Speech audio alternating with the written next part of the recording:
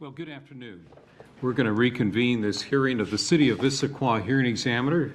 We're here reconvening. We initially began the hearing on July 11th, and it's a continuation of the hearing appeal of the city's issuance of a mitigated determination of non-significance by the Sammamish Heritage Society.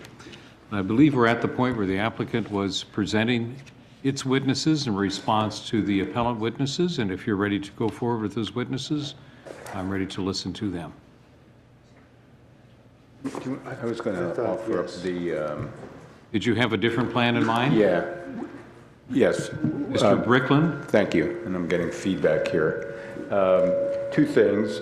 One is subsequent to the last hearing, the City of Issaquah Landmarks Commission, you may recall they were going to hold a hearing on a nomination to designate this site as a landmark. And in fact, that hearing was held last week and they approved the designation. And I have a copy of their findings of fact and decision that I'd like to submit for the record as one item. Okay, we can bring that forward. Are you accepting exhibits here? Yes. It's like you brought more than one copy, did you? Two for you, I believe, and I emailed copies to everyone else. Okay, everyone has that. And Is there an exhibit number you want to? I'm looking for what exhibit number we might be on here. no, it's new. Looks like it would be exhibit A26 Okay. or double A26. Double A26. Thank you.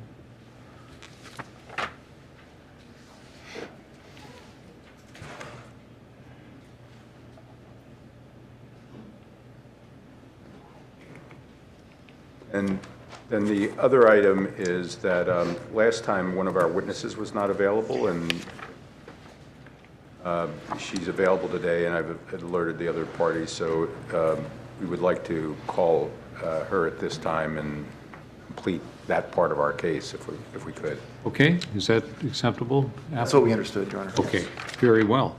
Then the appellant has just the one additional witness, is that Correct. what's happening? Yep. Then we'll take that witness at this time and then allow applicant to continue to present witnesses. Okay. We will call Ms. Merlino to the podium there. Good afternoon to you, and if you please raise your right hand and take the oath. Do you swear to tell truth and testimony you present today? I do. Thank you. Good afternoon. My name is Catherine Rogers Merlino. I'm an associate professor at the University of Washington in the Department of Architecture. I'm also the director of the newly founded and founder of the newly established Center for Preservation and Adaptive Reuse at the University of Washington in the College of Built Environments. So I'm going to ask you a series of questions. All right. And yeah, he's going And to. have you ever been a witness before? No, I have not. Proceeding like this? All right. So this will be a little bit of a different drill for you. Yes, I I know. will. You've started down the road of if you would tell the hearing examiner what your field of expertise is and your qualifications to testify in that field. Absolutely, yes. So as I mentioned earlier, I'm a professor of architecture at the University of Washington. I have undergraduate degree in architecture and 2 graduate degrees in architecture and architectural history. My role at the University of Washington, where I've been teaching for 17 years, is primarily both focus on architectural design and architectural history, but my specific expertise is in adaptive reuse, building reuse, and the sustainable aspect of reusing buildings. I have sat on the King County Historic Preservation Commission back in the mid-2000s. I have a book coming out from the University of Washington Press entitled Building Reuse, Sustainability, Preservation, and the Value of Design. And I've presented, written, or published about 20 papers on the subject of building reuse, sustainability, historic preservation, and the environment. And have you done consultation work for cities and others? I have. I've worked for the City of Auburn as a consultant for a sustainability and reuse plan, more on an urban level. I am currently doing consultant and have done consultant for different architectural firms and written architectural history reports in a variety of positions, but essentially as a consultant for sustainability and adaptive reuse and preservation. Okay. And I understand you're going to present some testimony today about the impacts associated with the demolition of the proposed demolition of this building. Is that right? Correct. And in that testimony, I understand you're going to be referring to the concept of embodied energy. That is right. Can you explain, before we dive into the details, what that term means? Sure. So I want to preface it with, as a preservationist, I take a slightly different approach in terms of buildings, and I look at them as artifacts, as environmental resources that we have already extracted. And the concept of looking at buildings as an artifact of something that's worth value, environmental value, one of the terms that we use is called embodied energy. It's sometimes called embedded energy. And essentially, if you look around the room we're in now or any other building, it is all the energy that has been spent to mine, extract, transport, and construct a building to its present state. And there's also something called recurring embodied energy, which is that energy that we use to maintain and repair buildings over time. Okay. And have you prepared a slideshow to help illustrate your testimony as you walk us through it? Yes, I have. All right, and you might Okay. click it on there on the screen.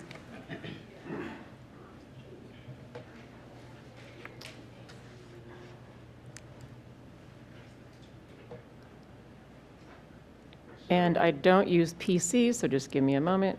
So if you click slideshow up at the top and then hit from beginning, so go over to slideshow. Oh, got it. Okay. All right. So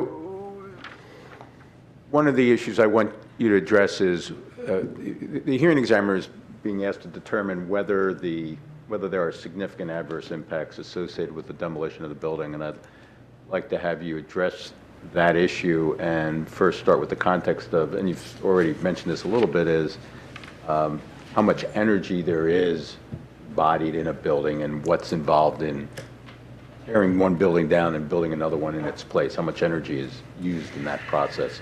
Okay. So first of all, can you tell us sort of at a higher 30,000-foot level what that's about? Sure, sure. So I just brought up some statistics. I think we're all, of course, aware of resource overconsumption, especially in the United States. We are 5% of the world's population. We're using 4 planets worth of materials right now. So to kind of set the stage for, obviously, architecture, buildings are made out of natural resources.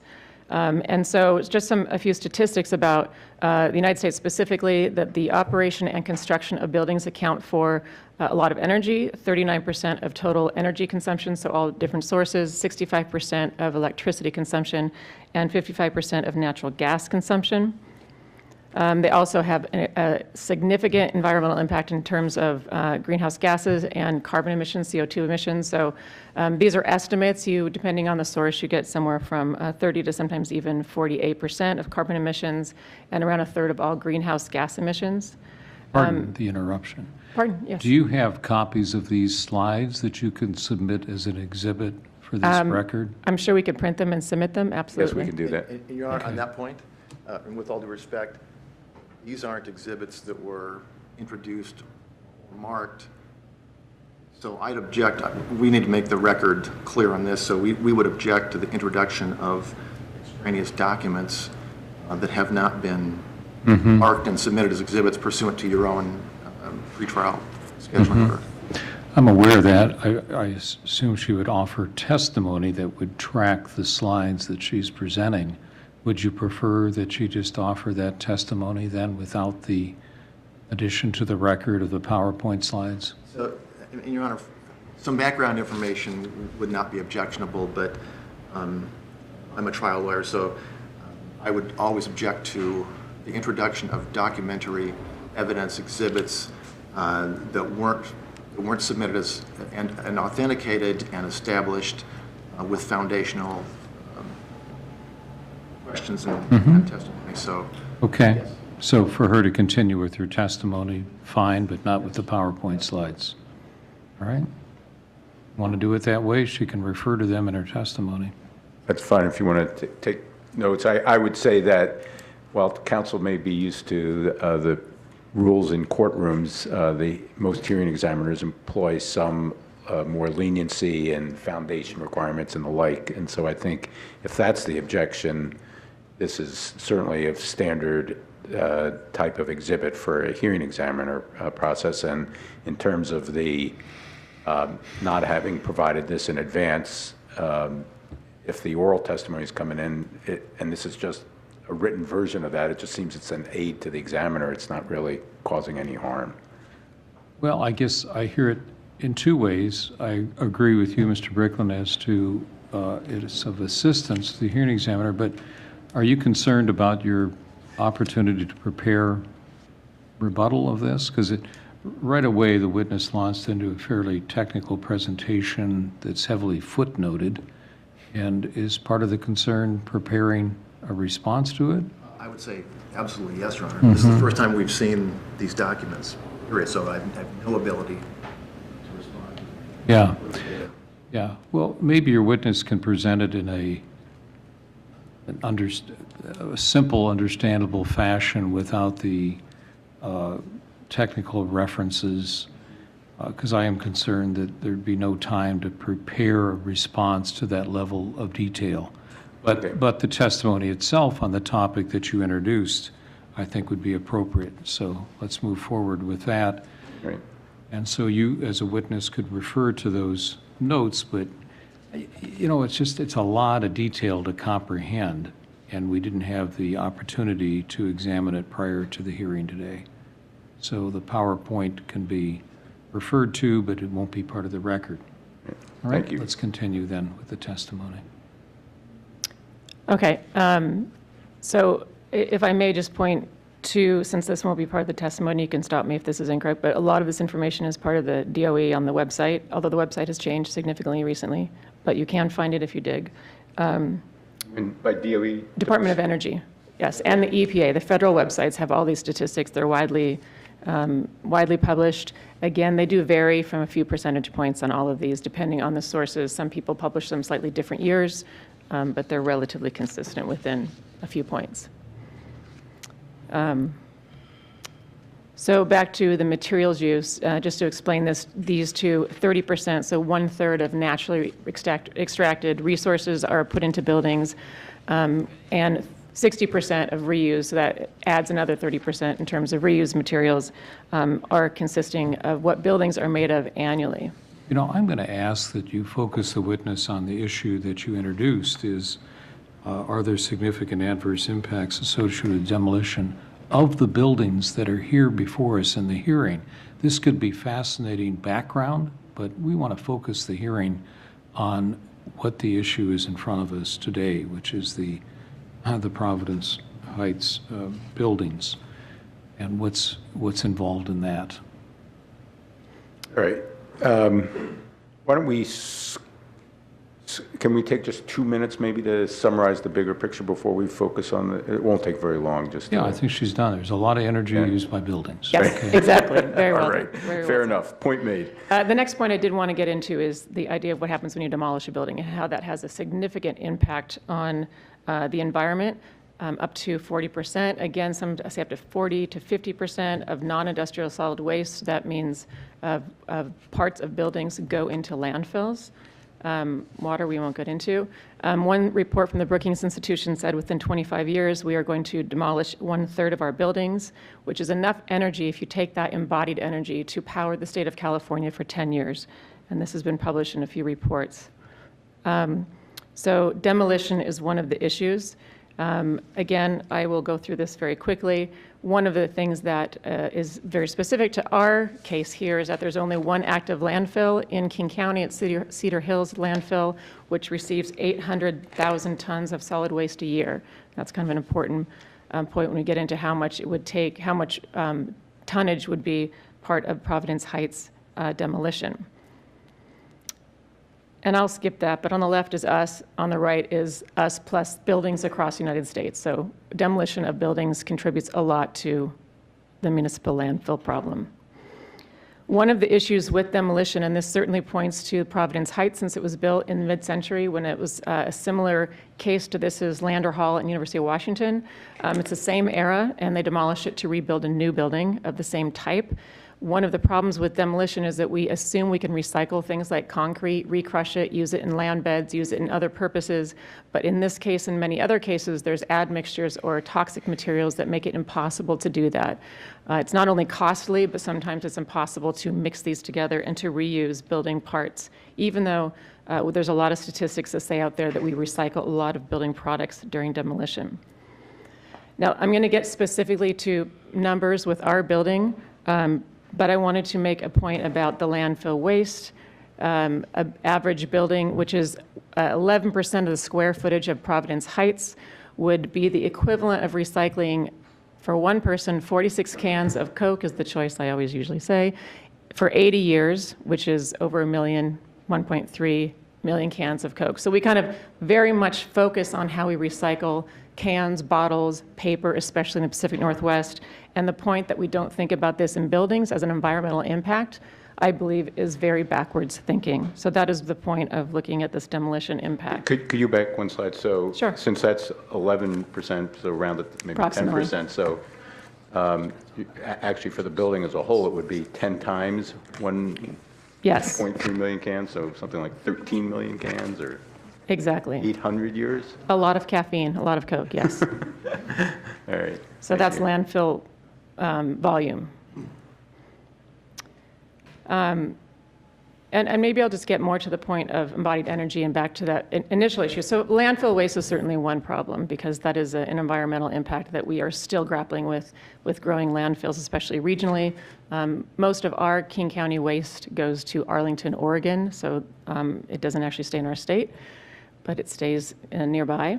So this is the idea of embodied energy. So now, again, my research looks at buildings as artifacts. I love history, I love this building, I love architecture, but I also look at them as resources, environmental resources, like we would anything else that we would domestically recycle or throw away. So the idea of embodied energy is all of that energy that has been spent. And this is, on the right-hand side, aggregate of the different studies that have taken the energy value of different building materials. And you can see a lot of the building materials in here are part of Providence Heights. It has a lot of steel, a lot of concrete, aluminum windows, glass, and this gives a specific measure that allows us to articulate and put that into a number so we can really understand the energy value of the buildings of Providence Heights. And can you go back one slide? Sure. I see, and you mentioned these two terms earlier, but just to distinguish them, the initial embodied energy versus the recurring, so what's the Right, difference so- in those two categories? The initial embodied energy is essentially everything that it takes to extract the materials, transport them to site, manufacture them, transport them again to the specific building site, and to create a building. Stop. So everything it takes to make a building. Reoccurring embodied energy is what it takes to maintain systems over time. Okay. And the average embodied energy in existing buildings is, what we like to do is often to make it into something that makes sense to us. We measure our miles per gallon in gasoline. That's something that makes sense to us economically and also environmentally. So to translate that into something like gasoline, the average embodied energy of existing buildings is 5 to 15 gallons of gas per square foot. So that, of course, depends on construction type. So what I did is I took Providence Heights. I couldn't obviously visit the building. I have small but somewhat readable floor plans and made an estimate based on that previous calculation table that you saw to get an estimate of what this building's actually worth in terms of embodied energy. And I'm not going to read that huge number of BTUs, which is British thermal units. It's a way of course, measuring energy. But the equivalency of the building of just the above-ground building, not the walkways, ground, or the covers, or the parking lots, or any of the sidewalks, is about 2.5 million gallons of gas embodied in the building. I don't object to this, Your Honor. There's inadequate foundation laid for the opinion.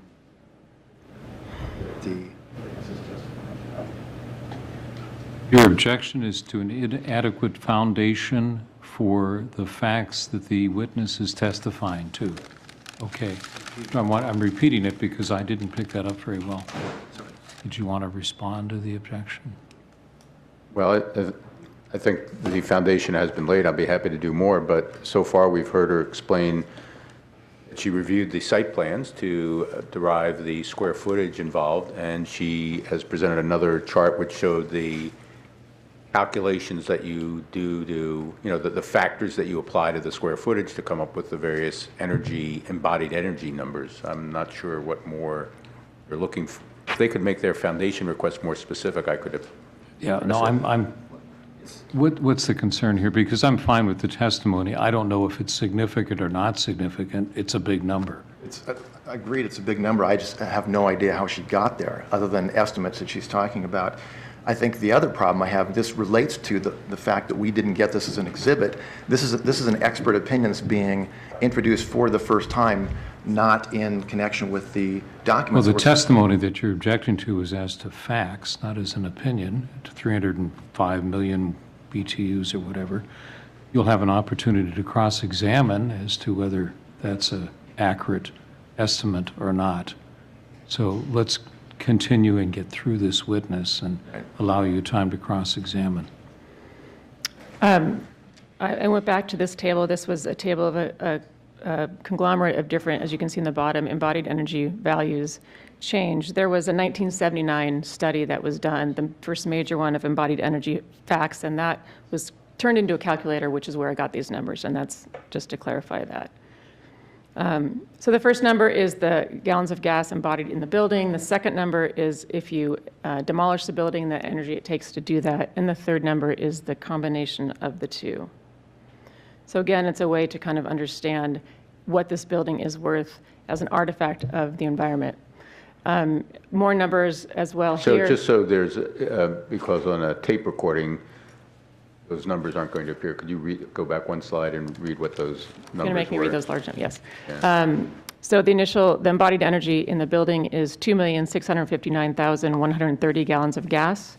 If you add the additional act of demolition, which is 22,957 gallons of gas, you get 2,682,087 gallons of gas worth of energy embodied in the buildings at Providence Heights. Thank you. You can also, there are many different, on the EPA's, Environmental Protection Agency, and Department of Energy websites, there are energy equivalent calculators, so you can turn these numbers of the building from embodied energy into other numbers. So this is what... And Your Honor, I think this is where we're addressing your question about, it's a big number, but is it significant? So we're trying to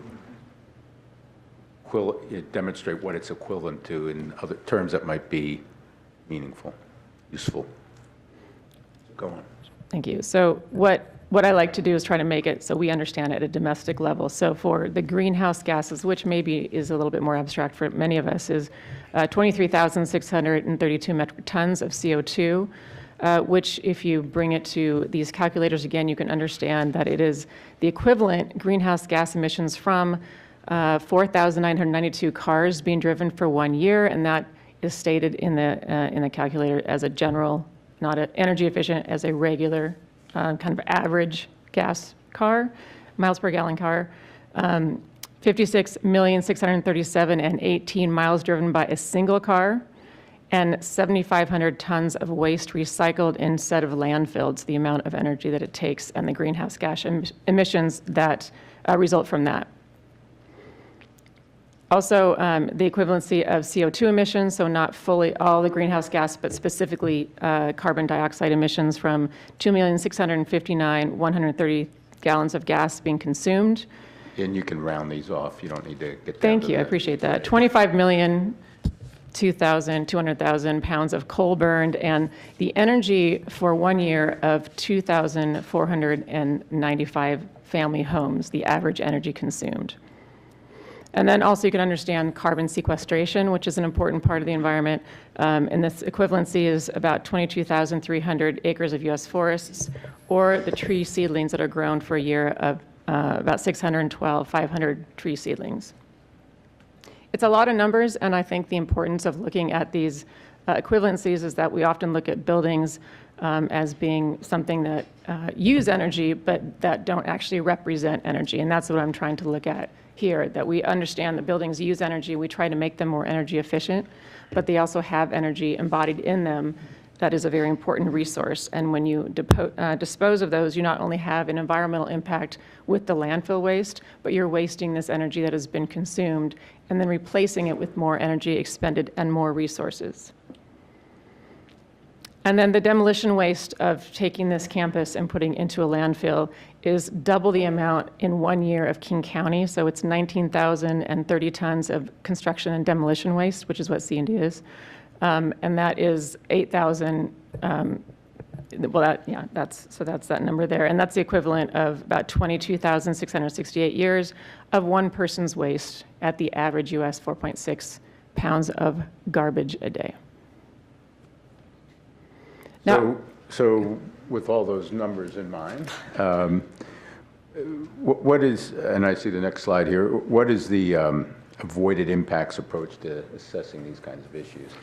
well, one of the things about embodied energy that some critics argue doesn't matter, or I guess isn't as relevant, is that it's energy that's already been spent, so it's in the past.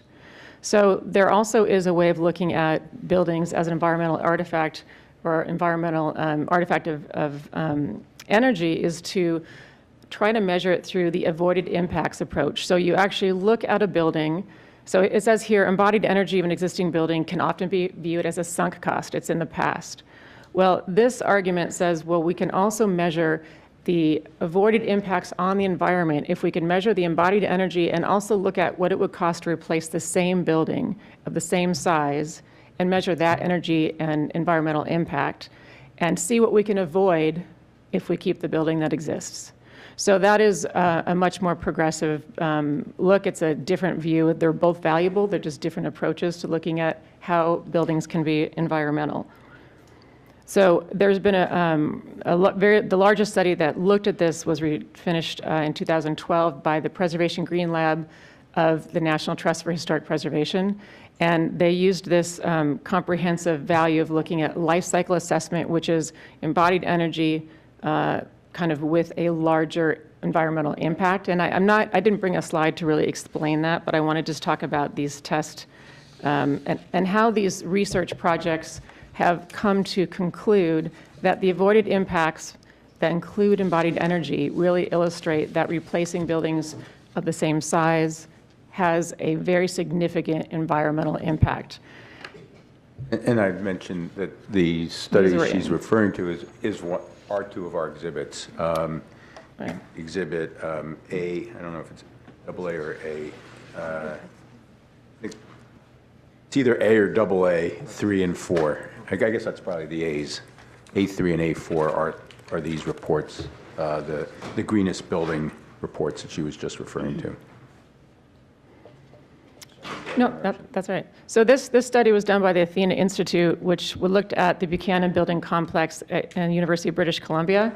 And their conclusion was, again, with the avoided impacts result, or study of looking at what it would take to demolish and replace this building with a higher efficient building, more efficiently building, it would take 38 years to recoup all of that environmental impact. So you're creating a more environmental building, but it takes 38 years to catch up with that loss of the demolition, landfill waste, embodied energy that was wasted, and the construction energy that it takes and materials to build that new building.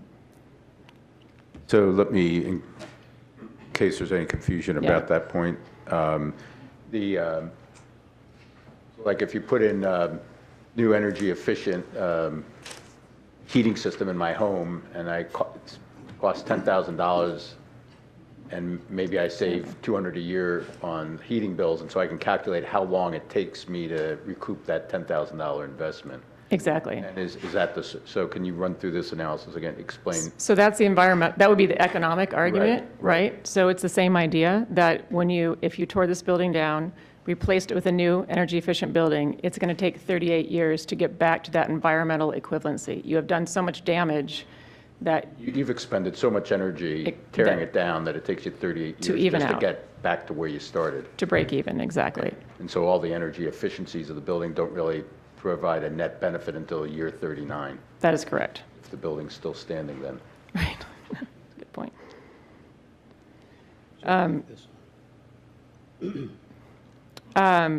I'm actually. And I should mention the Athena study, Your Honor, is our exhibit A22 or double A22. So this is, again, the Athena study that he mentioned.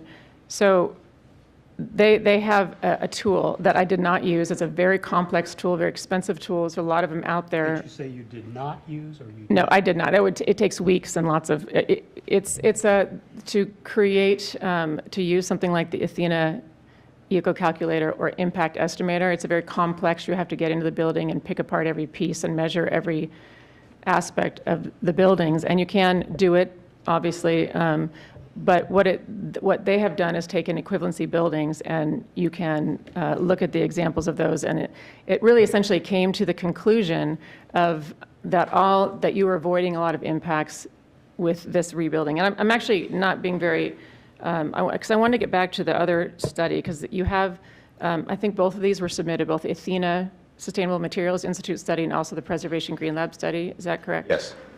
And this, this study here, the greenest building, quantifying the environmental value of building reuse, actually looked at 5 building types and equivalencies, different typologies: schools, commercial, warehouse, residential, and light commercial, I believe. The only one that did not give environmental benefits or create a positive outcome in terms of environmental energy were warehouse buildings, which were essentially empty shells that needed a lot of addition to create a new type of building out of that. So that was the only one that did not prove to be environmentally or positive in their. In terms of environmentally positive, in terms of retaining the building or demolishing? In terms of the idea of avoiding impacts. So replacing a similar building with a greener, more sustainable building to each of the 4 building types had a range of 10 to 85 years to recoup those environmental benefits. So it depends on the typology. And the warehouse was the only one that did not seem to be worth it. It was too low in numbers and required too many materials, but the rest of the building types span 10 to 85 years in terms of the amount of time it would take to recoup that environmental loss. Okay. And so the value you calculated for this building at 38 years is in that range? Yes. Okay. But again, I'm estimating from examples. I did not do the building itself. And so the conclusion again here is that this idea of building reuse can avoid unnecessary carbon emissions and material use, and can really prove to be something that is what we're all attempting to do, is near-term carbon reduction and materials reuse, as opposed to looking at long-term carbon emissions. It can help us in the short term, which is a benefit, as opposed to building greener buildings that are more efficient down the road.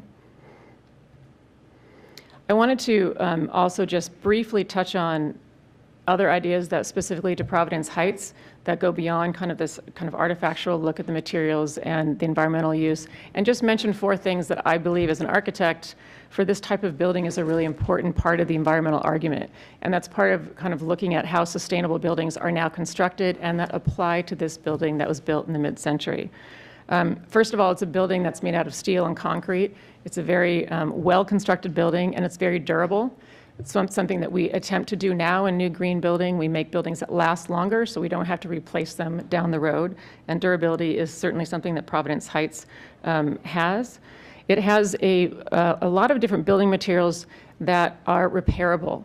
And one of the arguments about mid-century buildings specifically is they have a lot of toxic materials in them. They actually are, in many cases, safer to keep on site and to essentially cover or mitigate, as opposed to put into a landfill, which can have a significant impact. The plan of Providence Heights has really, for a mid-century modern building, has a lot of sustainable attributes to it. It has a lot of natural daylight, large windows, courtyards, what we call narrow floor plates. So there's a lot of cross ventilation and light that can come in from both sides. So it's built very much in the design intent the way that we build sustainable buildings today. So the design of it is quite remarkable. And we call that passive survivability because it has things that don't really require a lot of energy. They're just naturally environmental, like natural daylight, cross ventilation, capturing of rainwater, which because of the flat roofs would be a great way to recapture more rainwater and use less energy. And then the last one is, I understand that one of the options might be putting in a school. This is a very adaptable building to make into a school, as it was one. And it has a variety of building shapes and forms that I think lend itself to being very adaptable to different uses. So I think that's the end. I'm going to end with the 1979 National Trust for Historic Preservation's OPEC oil crisis graphic, which says, it takes energy to construct a new building. It saves energy to preserve an old one. This is not an entirely new concept then, huh? It's not, and the preservationists have been saying this for a long time. It's just kind of getting into the vocabulary of architects and designers as we get into the sustainability being much more mainstream.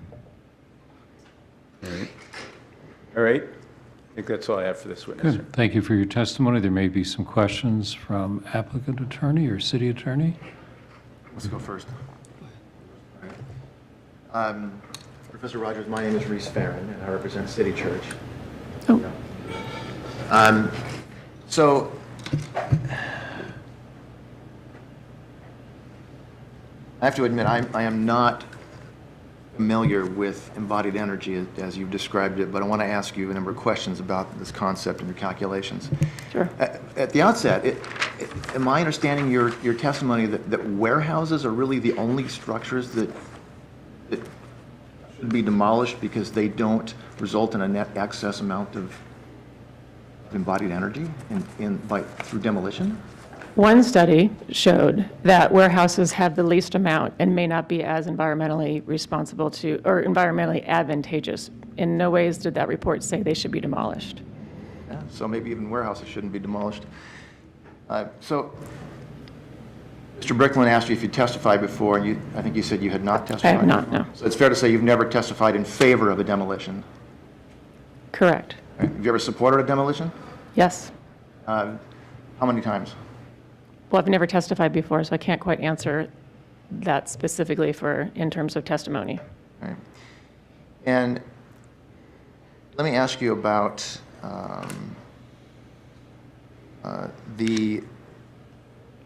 first of all, the calculation that you went through. We objected to the introduction of the documents, and I didn't copy down all the numbers, but I do have a couple of numbers, the 308 million BTUs and the 2,659,000 gallons of gas embodied in the building. Let me ask you about the gallons of gas. Can you tell me the math and the calculation that you went through to come up with that number? The embodied energy chart that I showed you, that is what is used. There's a variety of different sources that went into that. The initial one was in 1979, and it gave for each building material an BTU, a British thermal unit measurement for that energy. And the complicated math behind that, I couldn't explain to you specifically. It was done by scientists who are much smarter than myself. But what you can do is take a calculator and take MBTUs times the square footage of a building and the amount of materials, and you could use that as a calculation, and then there are many, many, many energy calculators that can make it into, my students often make them into calories and tell me how many pizzas a building is worth, pepperoni or cheese, whatever. But you can transfer, energy is transferable to different measurements, kilowatts, all those different types of values. So those energy calculators are online, and you can also do the math with calculators, which I've done both. Your calculation was done in reliance on a chart that somebody else prepared. Is that fair to say? Oh, yes, Right. it's a very scientific chart, yes. And Mr. Bricklin, the appellant here, submitted exhibits AA5 and AA6, and A6 contains a list of different calculators. The Atheno Eco calculator is one that I is familiar because I think you mentioned that. Is that a calculator that's used for embodied energy? They don't publish the eco calculator anymore, but you can still use it. They now have a more sophisticated one called the impact estimator. There's the Athena impact estimator. But they're both, one takes more general square footage and gives you estimates based on building type. The other one, you have to count every linear footage. And there's have you heard of the BEES and BIRDS and Build Carbon Neutral and Cost Lab and Green Footstep and Sustainable Mines? Have you heard of any of those? I've heard of all of them, and they're very big and growing. This is a growing field. There's many different calculators out there. You didn't use any of those calculators, correct? That would take a lot of money and many consultants, but no, I did not.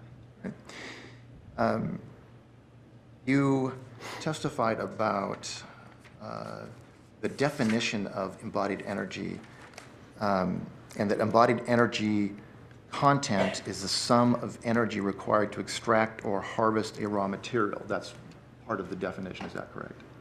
That is part of it. Embodied energy is what it takes to extract, to mine and extract, transport, bring to a place of manufacturing, transport again to the construction site, construct, and finish a building. Well, isn't it true that one of the big problems with this embodied energy theory and the opinion is that there's really no good way to accurately come up with those numbers? Isn't that true?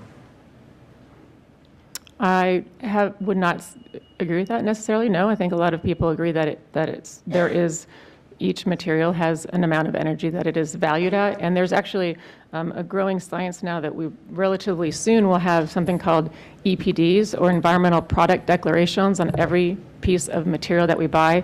It is very similar to when we buy food, and we can actually look at how many calories or fats or cholesterol. We're going to buy and be much more informed about materials and what they have as an environmental impact. And so this field is actually growing so commonly. There's publications almost every day coming out. I do want to also clarify that embodied energy is the calculation that I did, and that's actually a relatively simplified version because it's really only up to the construction. It does not count for all of the energy that it's maintained since it was constructed, and it doesn't have the larger life cycle assessment that the Athena and the Preservation Green Lab reports included. So the numbers actually, in theory, are much larger. They're much larger. In terms of the environmental impact. The numbers that you have not calculated are much larger. That does take a much larger, more complicated tool, and I think Let me ask you this, and I'll try to make my questions shorter and simpler. So you didn't identify the materials that are contained within the actual Providence Heights buildings to determine the energy that was used to. I did through the calculator that uses this type of building construction assembly, which is primarily concrete frame, steel, and of this era. So yes, it does. The calculator takes kind of a snapshot of typical building assemblies. Building assemblies have details that are different, but the frame itself, the building itself, we don't really differ that much in terms of construction technology. Now there's different construction technology perhaps, but back in the 60s, 50s and 60s, it was relatively consistent. So in this case, for example, to determine how much energy went into extracting the raw materials, let me take as an example a raw material. Let's take the steel in the Providence Heights buildings. Where did the steel come from? That is what the secondary reports that I mentioned would have had in account. That's the much more detailed, very comprehensive number, because I don't know the answer to that question. But that's why I believe the number would actually be much higher if we did a comprehensive environmental study. What I was attempting to do is to give a general sense of what buildings account for as environmental artifacts. And again, I think it's actually a smaller number than it would be if we did a more comprehensive study. So, Professor, the numbers you didn't talk about included the recurring energy costs. You know what the recurring energy costs are in operating the Providence Heights campus building? The economic costs? Correct. I do not know the economic costs, no. The energy costs, which may be a component of economic costs. I'm not really clear I'm understanding your question. Are you asking me what the recurring embodied energy is from its construction to right now? I may be fumbling over these terms, so It's my apology for that. What kind of heating system does the Providence Heights campus have? I do not know that. That is a whole different piece that actually wasn't calculated. That's why I'm saying these larger, more comprehensive tools would give most likely a much larger number, because I was simply looking at the assembly type and trying to give an idea of how that building as an artifact is worth a certain amount of gallons of gas, or that has a certain amount of energy embodied in it in the construction. So Professor, yes or no, did you know that it costs upwards of $20,000 a month to heat this building at Providence Heights in the winter? I was looking at environmental costs, and that's, I think, what this argument is about, not the economic costs. Is that a yes or no? That is a no. Sorry. Do you know, have you reviewed the demolition permit materials and the demolition plans? I have reviewed them briefly, yes. So do you recall from your review what percentage of the materials in Providence Heights are targeted for recycling, the precise percentage? What jumped out at me at for the demolition was the amount of asbestos and the amount of toxic materials like lead paint that were in the materials, and that was not necessarily addressed in the demolition permit about how that would be recycled. Because one of the problems with when you take buildings like this apart, you have to separate the toxic materials, and those are not actually accounted for in construction recycling statistics. So if someone says I recycled 85% of my building, they don't count into typically the toxic parts that are put aside and put into a landfill. So that's what jumped out at me in the demolition permit.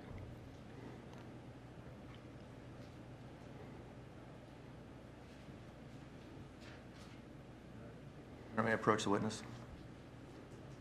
Certainly. The specific exhibit that you're showing. This is B3. Okay.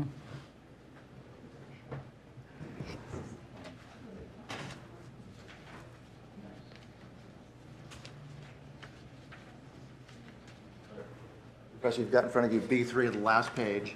There's a summary of the amount of materials that are going to be recycled here. Does that refresh your recollection as the percentage of materials to be recycled? Yeah, and again, I would address one of the issues with buildings that have not been recycled yet. Once they are pulled apart,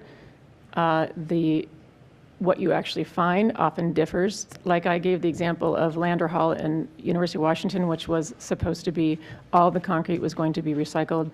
The contractor told me specifically there was something in there they didn't expect and they were unable to recycle the concrete. I do understand that, and I understand that. I'm very happy to see that they're very specific about it. But again, it often can be problematic if you haven't gone in there and started to peel apart the building. So, you know the percentage? That was the question. The percentage of recycled material? What is, The percentage of materials at the campus that are going to be recycled? there it says 91%. Again, 91% generally does not talk about what is found to be toxic and is put into a landfill. So it's often misleading, and you usually don't know that number until the end. You testified about the comparison of initial costs and embodied energy to replacement energy costs. What buildings are going to be put here after demolition? It's my understanding that is not decided yet. It's either a suburban subdivision or 2 schools. I'm not quite sure. I don't think that is decided yet, but I do not know. And we don't either, so that's why I'm asking, because we don't know how anyone would calculate that. And you haven't calculated the replacement cost, have you? No. Right. And obviously, if you demolish it and you return it to just the original level ground, there is no replacement cost energy calculation there. No, there's a lot of landfill impact, again, and there's a lot of energy that is wasted and materials that are wasted and toxic materials that are going into landfills. So that would be the impact if it was not replaced. So, Professor, you testified that this is a growing area and that there are new papers and studies coming out all the time. So are you familiar with the state of the law in this area right now? In regards to what? Well, I want to ask you about the materials that the appellants have submitted as exhibits for the hearing examiner to consider. One of those is Exhibit AA5, the life cycle assessment for Washington. You testified about the life cycle assessment, correct? And that exhibit informs us that there was a Senate bill proposed, SB the SSB 5485 in 2011-12. Are you familiar with that? I didn't hear, wait, could you say that again? Senate Bill 5485. Yes, that was co-sponsored by my colleague Kate Simonon, Professor Kate Simonon. And the actual senator who submitted that, who sponsored the bill, was James Hargrove from Hoquiam. Familiar with that? And that the purpose of the bill was to review state building code and adopt changes as necessary to promote the greater use of wood and wood products. Are you familiar with that? Yes, I am. Right. And so what was the upshot of this bill? You know, I don't think I can comment on that enough. I'm not familiar enough with the bill to say what I do think from my perspective, the upshot from a distance is that it began the discussion of life cycle assessment and environmental product declarations, which is something that is sorely needed in our field. So that really was the upshot. It was really the beginning and one of the first legislations like that in the country. All right. And, well, you're familiar with the fact that the bill essentially sponsored or provided funds so that the University of Washington, your institution, and Washington State University could study this embodied energy concept in life cycle assessment. Life cycle assessment. Life cycle assessment. Yeah. Yes, is my understanding in relationship to environmental product declarations. Right. And are you aware, and I'm going to read from Mr. Rickland from the appellant's conclusions at the end of the study. The study concluded that Excuse me, you said appellant's conclusion? appellant's materials, I'm sorry if I Yeah. I didn't mean to say These your are not our conclusions. words, these are the study's words. The study's words. So the Exhibit AA5, which the appellant submitted, said that both better data, more complete and comparable, and more expertise by professionals and code officials are needed to enable sophisticated use of LCA in building design and construction practice. Implementing any such requirements could result in substantial unintended consequences. You familiar with that conclusion? Not specifically, but I understand what's being Agree said. with that, the conclusion? Well, I do, and that's talking about new construction for environmental product declarations. And certainly, like I said, it's a growing field. That is life cycle assessment. I was looking at the embodied energy, which is just part of the picture.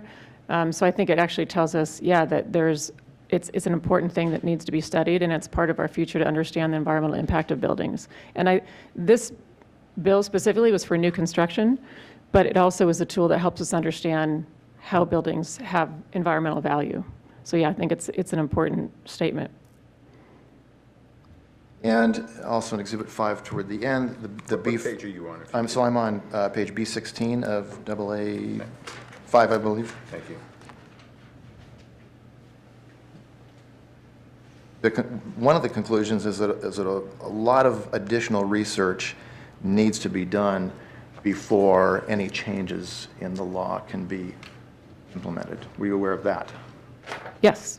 I'm not really clear how this applies here, since that's specifically for new construction. I do think it is, yeah, I think it's, I do agree with that. And as I said, it's a growing field. There's a lot of research being done right now because people, scientists, academics, practitioners, we believe this is very important, and that is why there's so much studying being done. All right. Professor, I have no other questions. Does the city have any questions for this witness? I do. My name is Wayne Tanaka. I'm the city attorney for Issaquah. So you mentioned two possible uses for the building now that it's no longer needed by the owner. One is a subdivision. How would this building be repurposed as a subdivision? Well, I should say I spoke only, I've heard that. Okay, well, let's conversation. suppose that the owner wants to build a subdivision, which is allowed by the law. How would this building be repurposed to a subdivision? Well, if a subdivision is single-family homes, Yes. I think that would be difficult, but I certainly think it would be a great multifamily housing, since there were many. Well, the question is, it's not zoned for multifamily, it's zoned Right. for single-family. So, again, you're an architect. How would this building and the surrounding grounds be repurposed for a single-family subdivision? I think that would be challenging, but I think there's enough space around it to perhaps use it as a community center and other facilities for subdivision.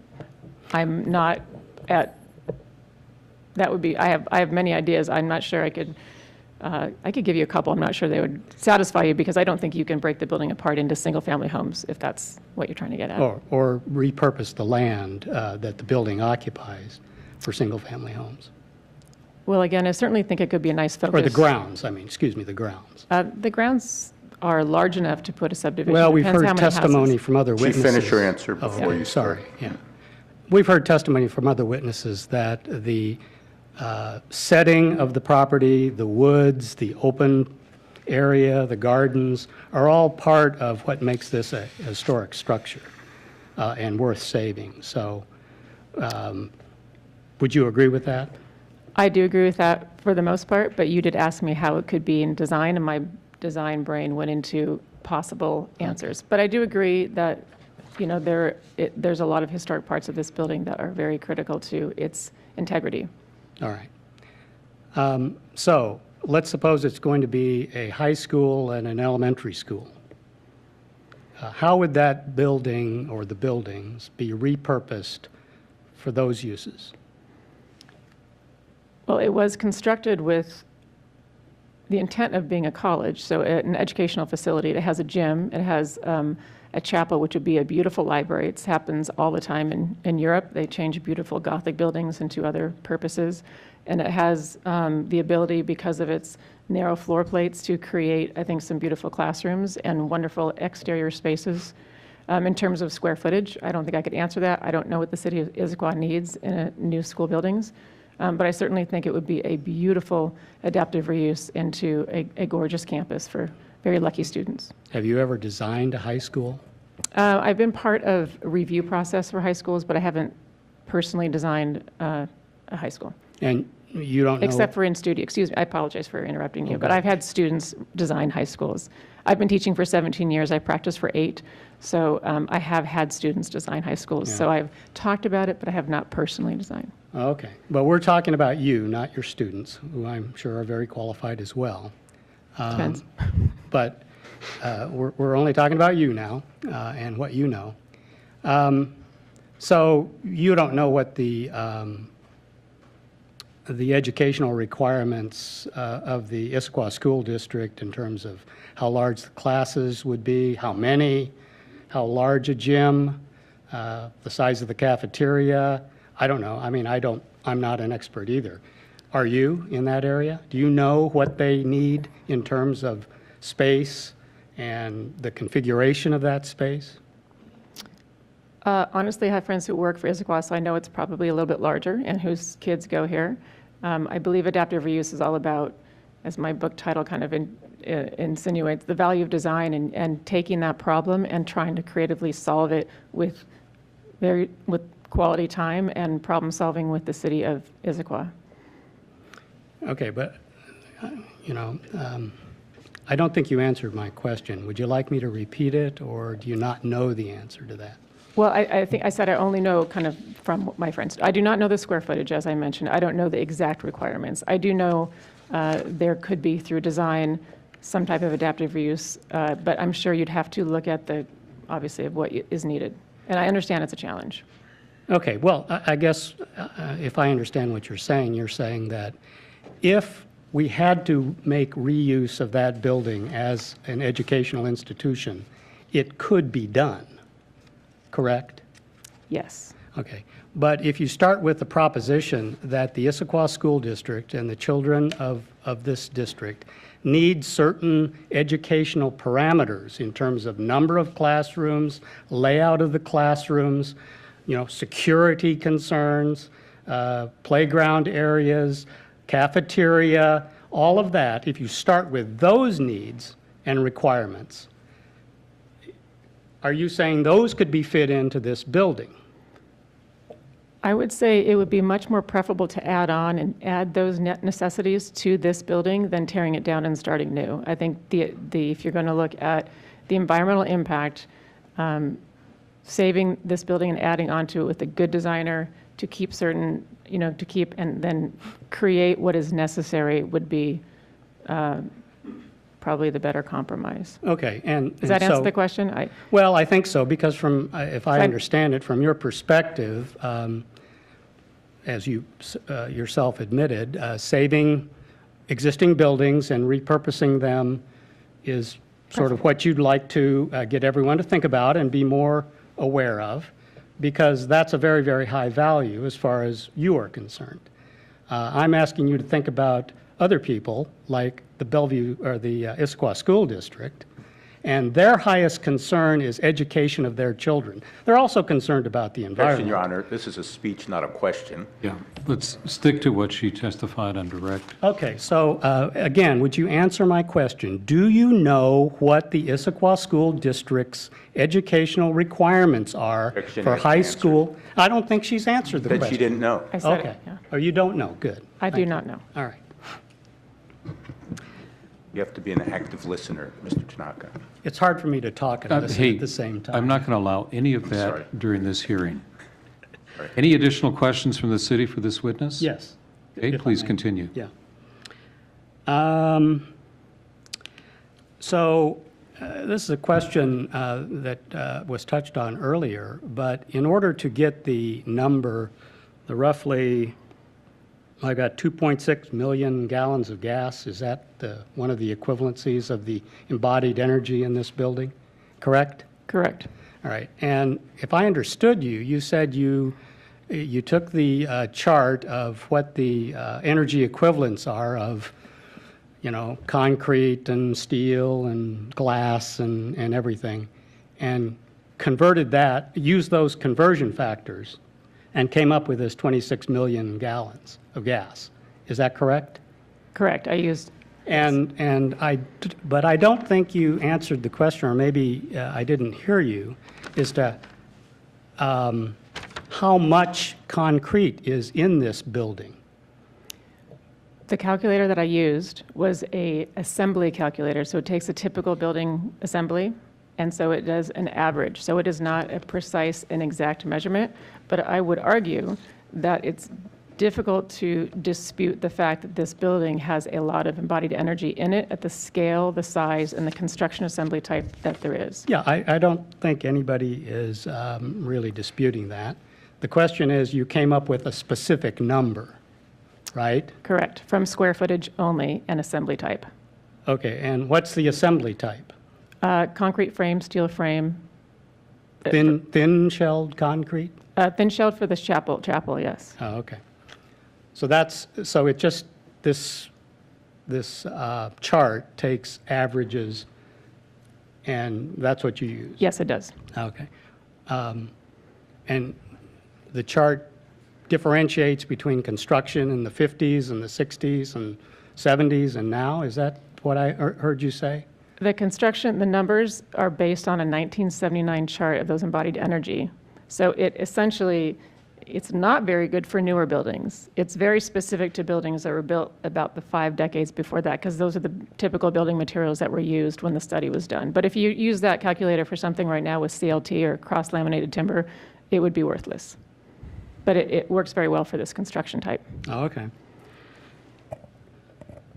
So I think you also testified that it would take 38 years for the crossover point to occur between the embedded energy that was destroyed and any energy efficiency savings from a new building? The Buchanan Building from the Athena Sustainable Institute, that study studied a educational building facility of the same era, and they concluded that it would take, for a life cycle assessment, not embodied energy, but life cycle assessment, which is a larger picture of environmental impact, that it would take 38 years to recoup that environmental damage, yes. That was done by creating a new building. And taking into account energy savings for the Correct. new building? Correct, operational energy as well, yes. Okay. But again, how does that, these are just averages. You're not testifying that that would be the case for this particular building.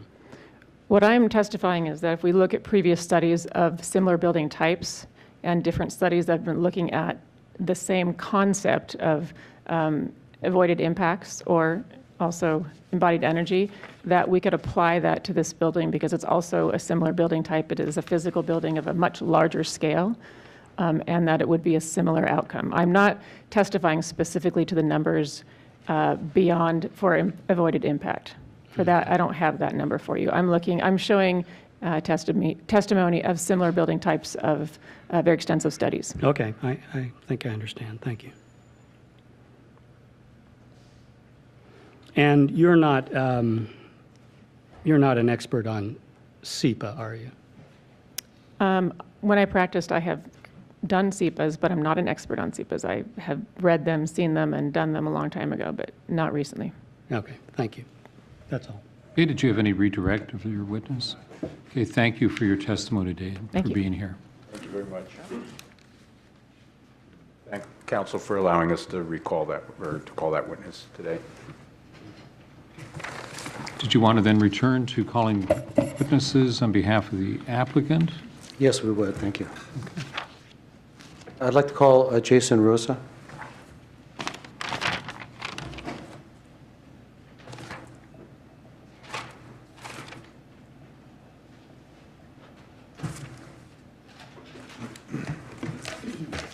Good afternoon. Would you please raise your hand and take the oath? Do you swear to tell truth and testimony you give today? I do.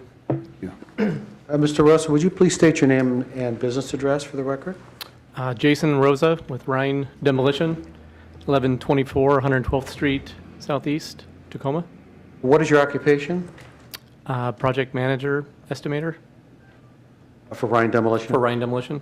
And would you briefly summarize your educational background as it relates to the subject matter of your testimony today? I've been involved in the demolition and abatement industry for the last 28 years. I've worked for 2 prominent demolition companies within the area. I started off as an asbestos worker and supervisor for about 7 years and have project managed and estimated since then. Would you briefly summarize your professional experience as it relates to the subject matter of your testimony today, in particular relating to demolition projects? This project is very similar to any other, or not any other, but a lot of demolition projects that I look at. It consists of large structure demolition, large amounts of asbestos work, utility capping, site restoration, concrete crushing, lead paint hazards. And describe your involvement in the demolition project that is subject to this appeal. I've been the primary contact with City Church since the day they called. I met with them, I walked through the site, I walked around the site, I studied the as-built drawings, studied the asbestos survey, did the takeoffs for the estimate, wrote up the proposal, and performed any future correspondence with the church. So you had a role in the, as estimator in the estimation of the job? Yes. I primarily focused on the demolition portion of the estimate, and one of my colleagues estimated the hazardous materials removal. How does this demolition project compare with others you've been involved with? It's similar to a lot of the ones that I look at. We perform a lot of large demolition projects within the area. This one has a lot of concrete demolition. It'll require large crews, large amounts of equipment, I guess. It's similar. How does it compare with other projects that have been done by Ryan? Very similar. We perform a lot of large demolition projects. The items required by this project are similar to many of the ones that we do. Large abatement work, utility capping, concrete crushing, site restoration. Is there anything unique or unusual about this project in terms of impacts? Not in my opinion. And what is Ryan's role in this project? Will be the demolition and hazardous materials removal contractor for the work. Anything else? We'll essentially perform all of the required duties on the project, the asbestos removal, the demolition, the utility capping, the concrete crushing, the site restoration. Now, how did Ryan determine the extent of asbestos abatement for purposes of bidding on the project? City Church had a hazardous materials report performed by Argus Pacific.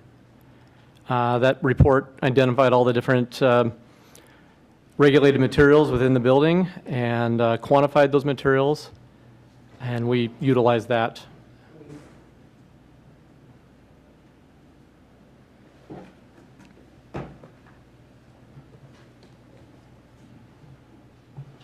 Exhibit B8.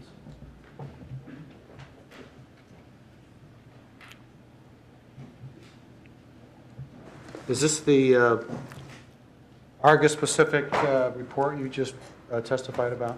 Yes, it is. And how did Ryan determine the extent of the demolition for purposes of bidding on the project? City Church provided us with the original as-built drawings. We studied them, did takeoffs to determine the quantities of building materials. And what's the sequence for your work on this project? Initially, we come to the site, we set up our erosion control measures, silt fencing, catch basin socks. We identify the existing utilities, cap the utilities, perform the hazardous materials removal, demolish the building, haul the debris away, crush the concrete, or haul it away, I guess, restore the site, and we're done. Is this sequence a condition of demolition permit approval? Yes, I believe so. And I take it then you're familiar with the demolition permit for the project? I am. If you would look at Exhibit B3. Which one? B3. I don't see Bs. No. Sorry.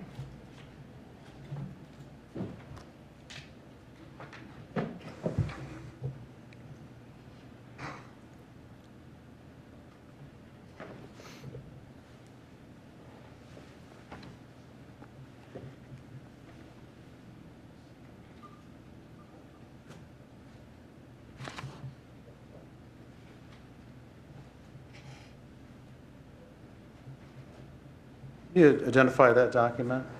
It is the waste management plan by Ryan Demolition. Are you familiar with that plan? I am. What is its purpose? It identifies the different waste streams that will be generated throughout the demolition process. It quantifies the materials. It states their final disposition, who will remove them or truck them, and it talks about the summary of those materials. Is this plan intended to meet the requirements of Issaquah Municipal Code 1620-060D for large project requirements? It is. And please describe how it does that. It identifies the different waste streams being generated, the quantities, the final disposition of the generated materials, and summarizes the amount of materials to be recycled.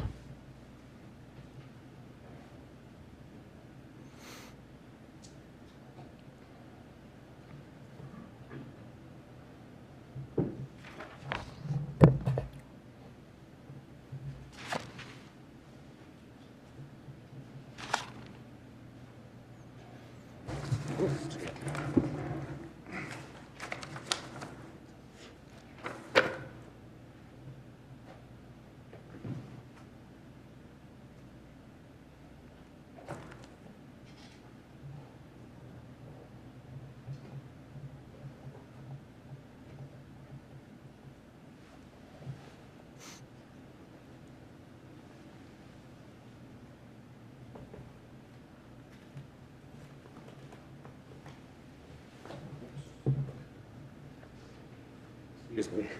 Ron.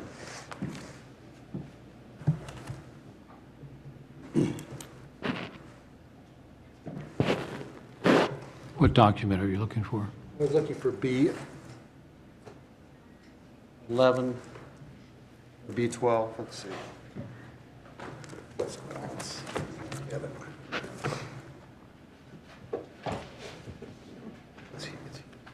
Is that the erosion and sediment control plan?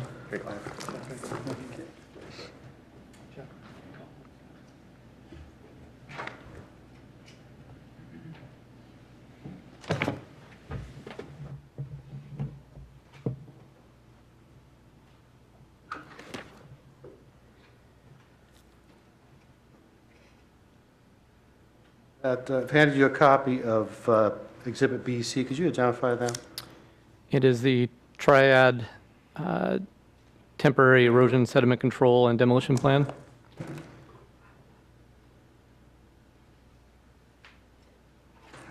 And are you familiar with this plan? I am. What is the purpose of this plan?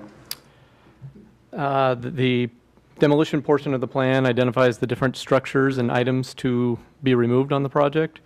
The erosion control plan identifies the minimal items to be placed in the minimum materials to be implemented as erosion control measures. If you would look at Exhibit B13, I believe in that same binder.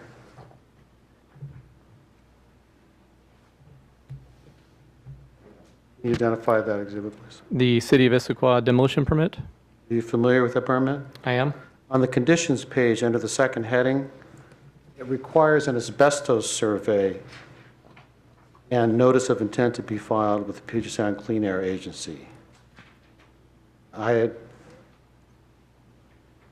Is the asbestos survey the Argus report that you had testified about earlier? It is.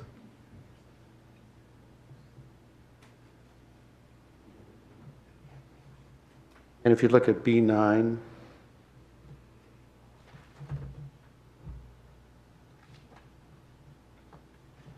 This starts at B10.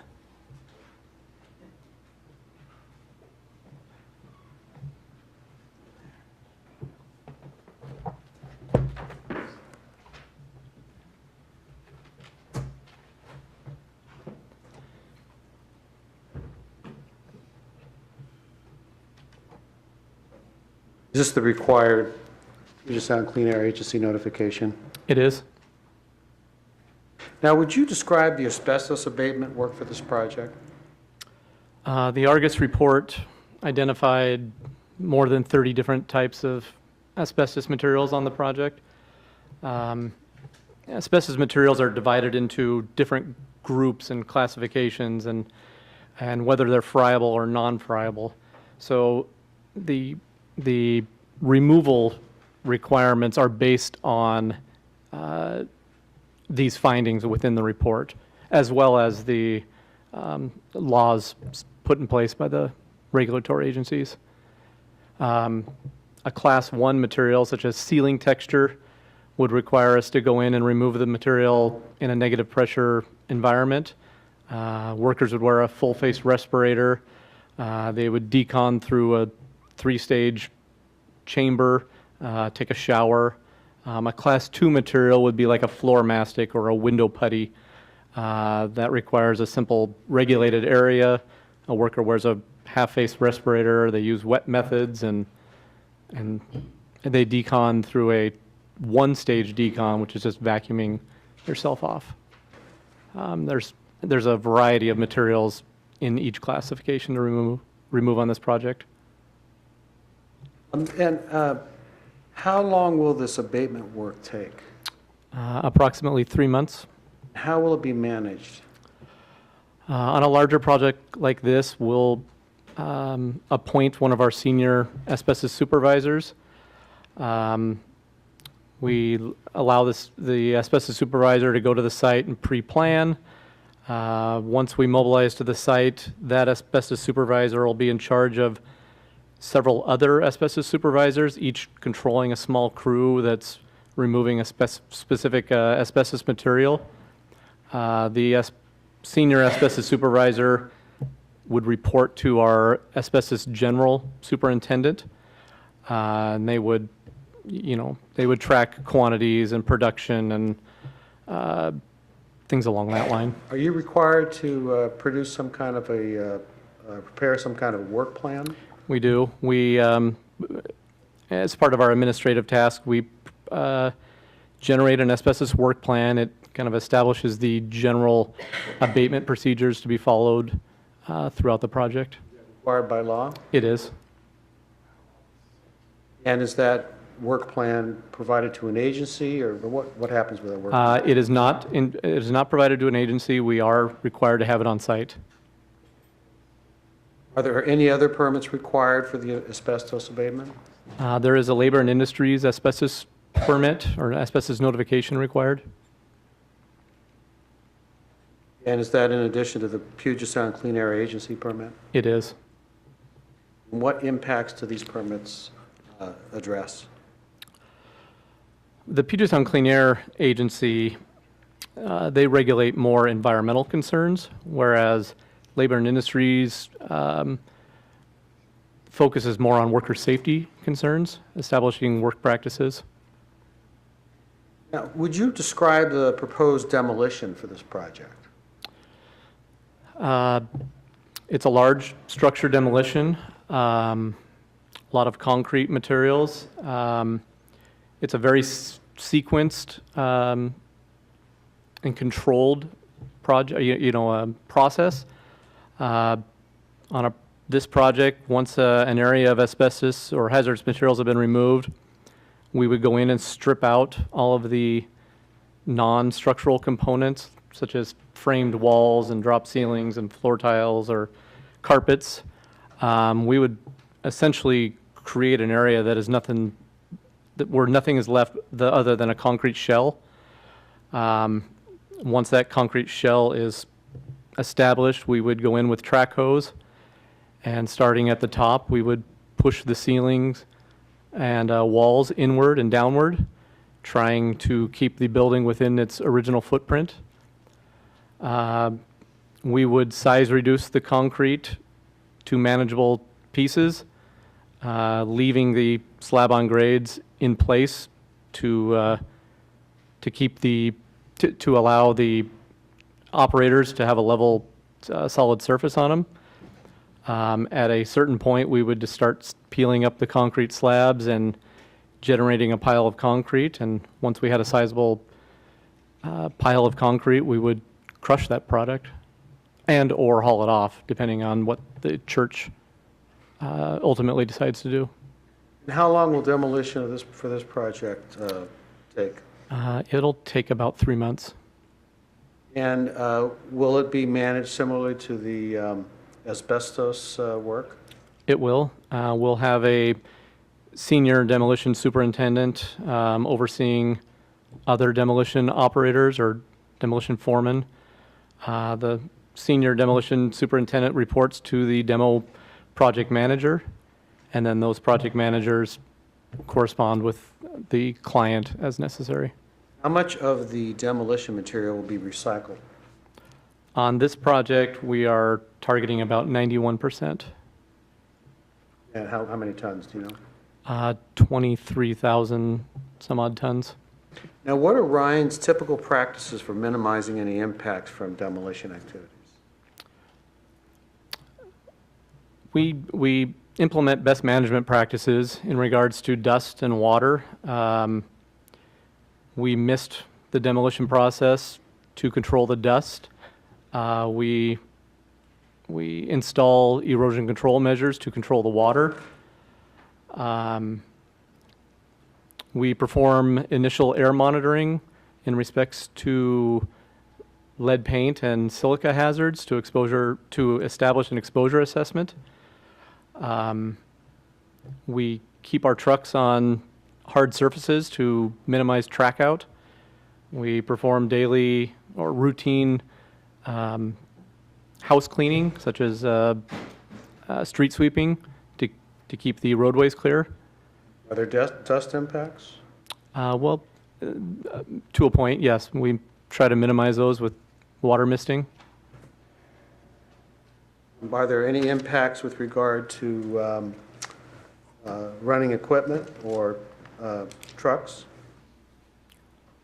Excuse, what was he?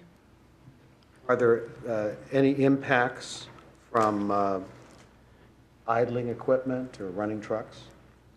There can be. We try to minimize equipment idling.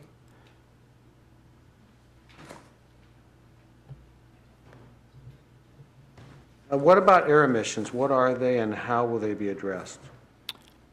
There'd be air emissions in regards to the asbestos and regulated materials removal. We account for those by removing them prior to demolition. We again perform water misting to control dust hazards. And we minimize equipment idling.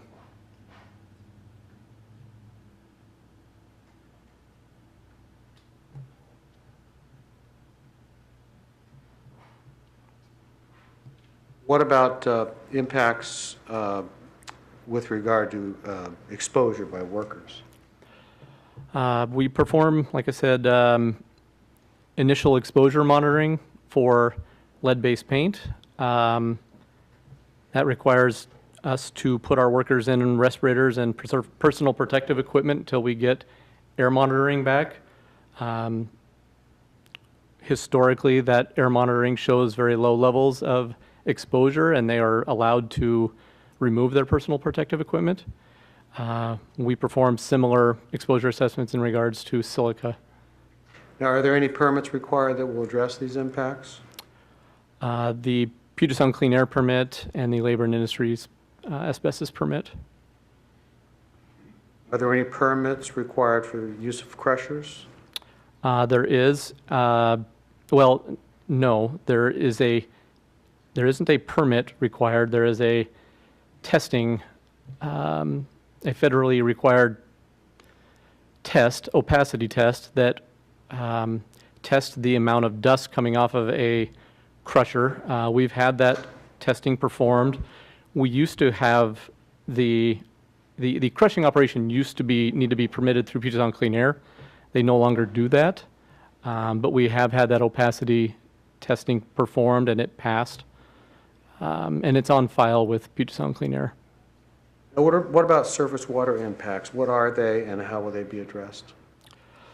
Surface water will be handled through implementing the best management practices. We'll install silt fencing around the perimeter of the work area. We'll install catch basin socks within any of the storm drains.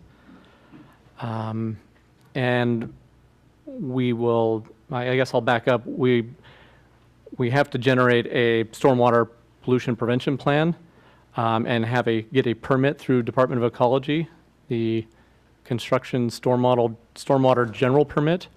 That permit requires us to have the work plan, requires us to implement these best management practices, and they require us to sample any water before it runs off or drains from the site.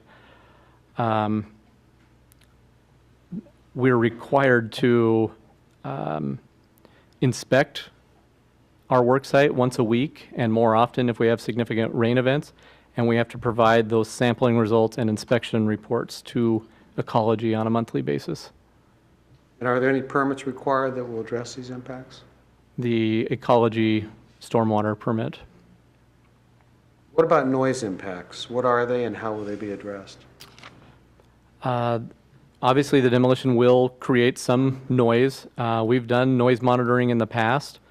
We've determined that the noise generated within a 100-foot radius of our operation is less than the permissible exposure limit of 85 decibels. The crushing and demolition operations on this project are approximately 300 feet away from the nearest residence. And in addition, there's a swath of trees between us and the neighbors. How would you describe this site in comparison to other demolition sites you've worked on? It's a favorable site, actually. We're used to performing demolition, within feet of another building or or structure. So in this case, we have plenty of room. It's quite favorable to us. What about environmental health impacts? What are they and how will they be addressed? Environmental impacts would primarily be associated with the asbestos, the lead hazards, and other regulated materials, and those will be removed. The lead will not be removed prior to demolition. Were those regulated materials addressed in the Argus report? Yes, they are. How will lead-based paint be addressed? So the lead levels that are identified within the Argus report are relatively low. You're allowed to demolish a building with lead-based paint in it. Lead-based paint that is on steel goes to a recycler. The lead-based paint on other building materials, which is the case in this project, the lead-based paint is primarily on the interior walls and ceilings, and that ends up going to the landfill. We perform a TCLP sample on the waste, which measures the amount of lead in the waste stream. Historically, that lead waste stream, or waste stream with lead in it, I guess, is less than 5 parts per million, and it's allowed to go to a general landfill. Are there any permits required that will address these impacts? No. Are you aware of any underground storage tanks on the site? I identified 2 underground storage tanks in the as-built drawings. I inquired to City Church about them, and I was told that they had been removed previously.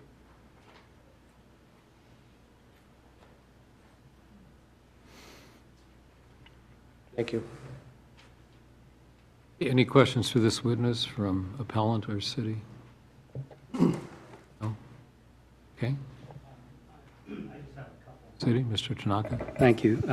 Yes, I'm Wayne Tanaka, City Attorney. You testified that you estimated there would be 91% of the materials recycled. Correct. Do you perform a similar estimate for other projects? Have you performed a similar estimate for other projects that you've worked on in the past? Most projects require us to perform some type of waste management plan, or to assist a general contractor in completing their plan. All right. And so of those prior projects, what was the result of your actual amount versus your estimated amount? There's always a little bit of a difference, I guess, but it's, I would say, within 5%. Okay. There was testimony earlier that the 91% is probably inaccurate. Would you say that it was inaccurate to a significant extent? No. That's all. Mr. Brickland, do you have any questions for this witness? I have a couple.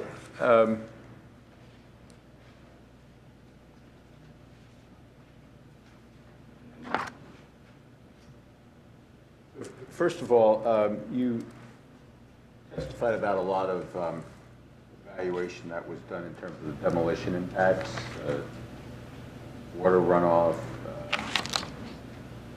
dust and such. I didn't hear any questions about energy impacts. You didn't do any assessment of the energy impacts associated with demolition, is that true? That is true. To your knowledge, is that also true that the city did not do any evaluation of the energy impacts? I do not know. Did you have any discussions with the city about their analysis of the environmental impacts? No.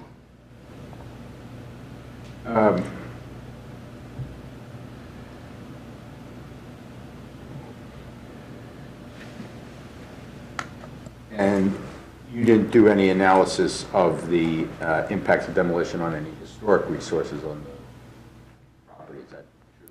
That is true. Did you provide a copy of the Argus report to the city? I did not. I've never spoke with the city. Do you know whether it was provided to the city? I believe it was a requirement at permit intake, but I did not do that. So if you could look at exhibit, do you have the exhibit book in front of you there? B1 is, what I understand is the demo, B, like boy, 1.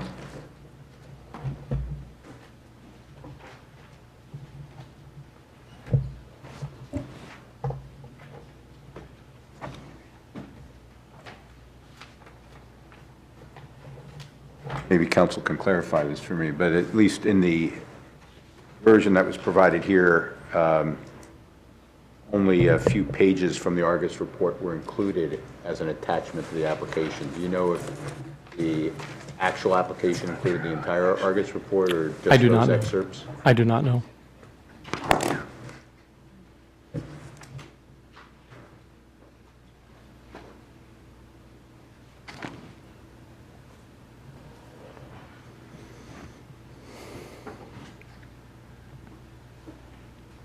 You testified about the air impacts, air quality impacts, I guess, of the project, and you mentioned asbestos, mentioned idling of trucks. In evaluating the air impacts, you did not consider the greenhouse gas emissions from any of the trucks either coming to the site or leaving the site, did you? I did not. And you did not consider the greenhouse gas emission impacts of the losing the energy embedded in the buildings, I did not. or the energy that would be required to build a replacement building. I did not. And are you aware of whether the city did any of those things? I am not. With regard to the lead on site, you said there's, I think there was reference, there's quite a bit of lead paint on site, is that true? On different materials, yes. And are you aware of the EPA protocols for testing lead on materials that are going to be demolished to assess how to handle those lead materials? No, I don't believe so. Were you relying on Argus for that evaluation? Yes. Are you aware, even at a very general level, that if the lead in the initial samples tests out at higher than 100 parts per million, that you have to do additional testing of the lead to determine get more specific information about the lead? I'm not aware. You know whether Argus did that? I do not.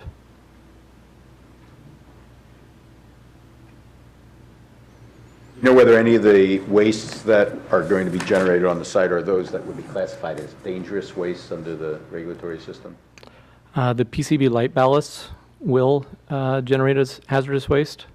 I'm confident in saying that. Other than that, I'm not aware of any.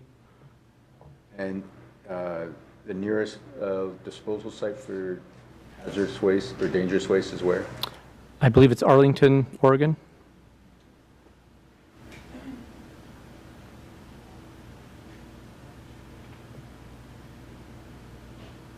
As things currently stand, do you have any plans to segregate the different lead paint products that are generated during the demolition, or are they all going to be treated the same? So all of the soft debris with lead-based paint on it will be stripped out, leaving only the concrete shell. I believe there is very little lead on the concrete shell. So we will haul all of that soft debris away. Where does that go? We take our debris to Roosevelt, Washington. What kind of landfill? That's a landfill? Yes, I think it's a subtitle D landfill. General purpose landfill? Correct.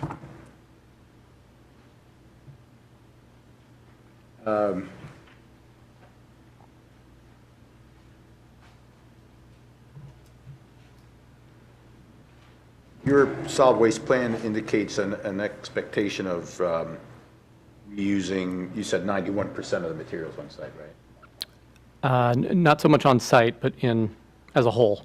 As a whole? So some of those are off-site and some on-site? Correct.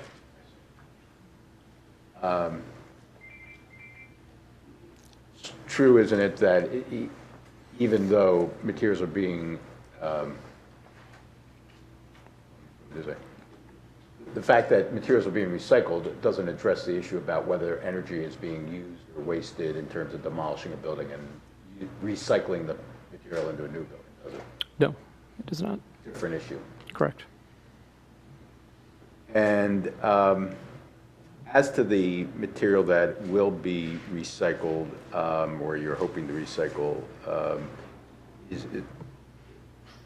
there regulatory oversight over that at all, do you know, in terms of permit to crush?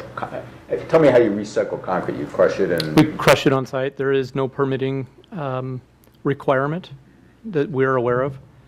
There used to be through Puget Sound Clean Air, and they no longer That was the require. machine you were talking about, the opacity? Correct. And then what's the next step after you crush it? How is it reused? Well, it's ultimately up to City Church how they want to reuse it. Many times it's used for fill, road bedding, to create a pad for a new building.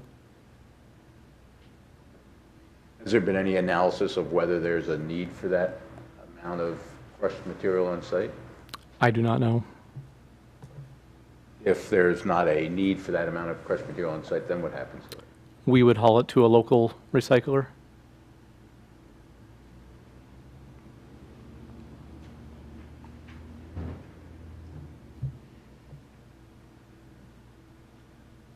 So I have, thank you. Oh, hold on one second, maybe one.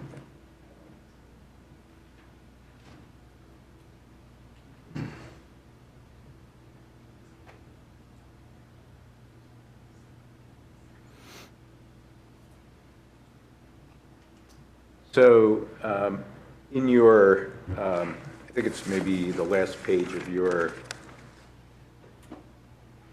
application, if I remember right, there's a table. Yeah, that would be B1.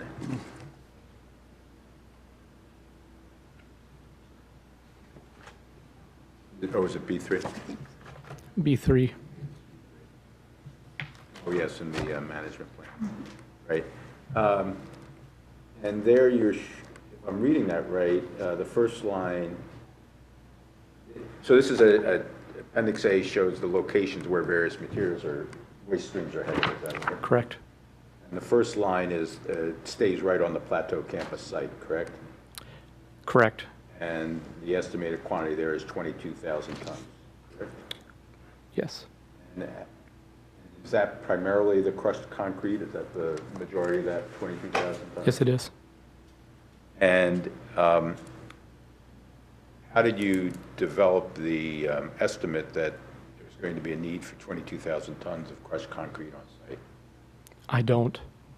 You don't know that. I have no idea what the need will be. We just offer it as a, we offer it to the owner. You're saying this is how much we're going to create. If you want to use it, it's available. Correct. But you don't really know whether it's going to be used on site or not. And correct. And if it doesn't, we'll haul it to a local recycler. All right. All right. Thank you. That was it. Right, thank you for your testimony. Are there other witnesses you want to call today? Yes. Let's check in. How many more witnesses do you have present today that you'd like to call? 3. 3 more? 3 more, yes. Okay. And I'll say a narrative testimony is fine if your witnesses are prepared to do that. I'm trying to conclude the hearing today if possible, and I'm aware that we're running out of time. So let's call the next witness. Could we have a 2-minute restroom break? Do you need a break at this time? Very short one.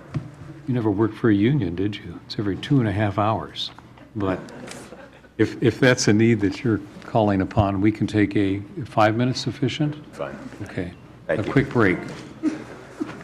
Okay. All right, we're going to continue with the hearing then with the next witness called by the applicant who's a party to this hearing. And I'm going to ask you to take the oath. If you please raise your hand. Do you swear to tell truth and testimony you give today? I do. Thank you. And what is your name for the record, please? My name is Karen Weilant. Violet, thank you for being here. I know this is your 3rd trip up from Portland. Ms. Weilant, can you first tell the examiner about your, your, excuse me, who your employer is and your title. So I am employed by Providence Health and Services for the last 28 years, and I am Chief Planning and Design Officer for Providence. How long have you been with Providence? 28 years. I'm sorry.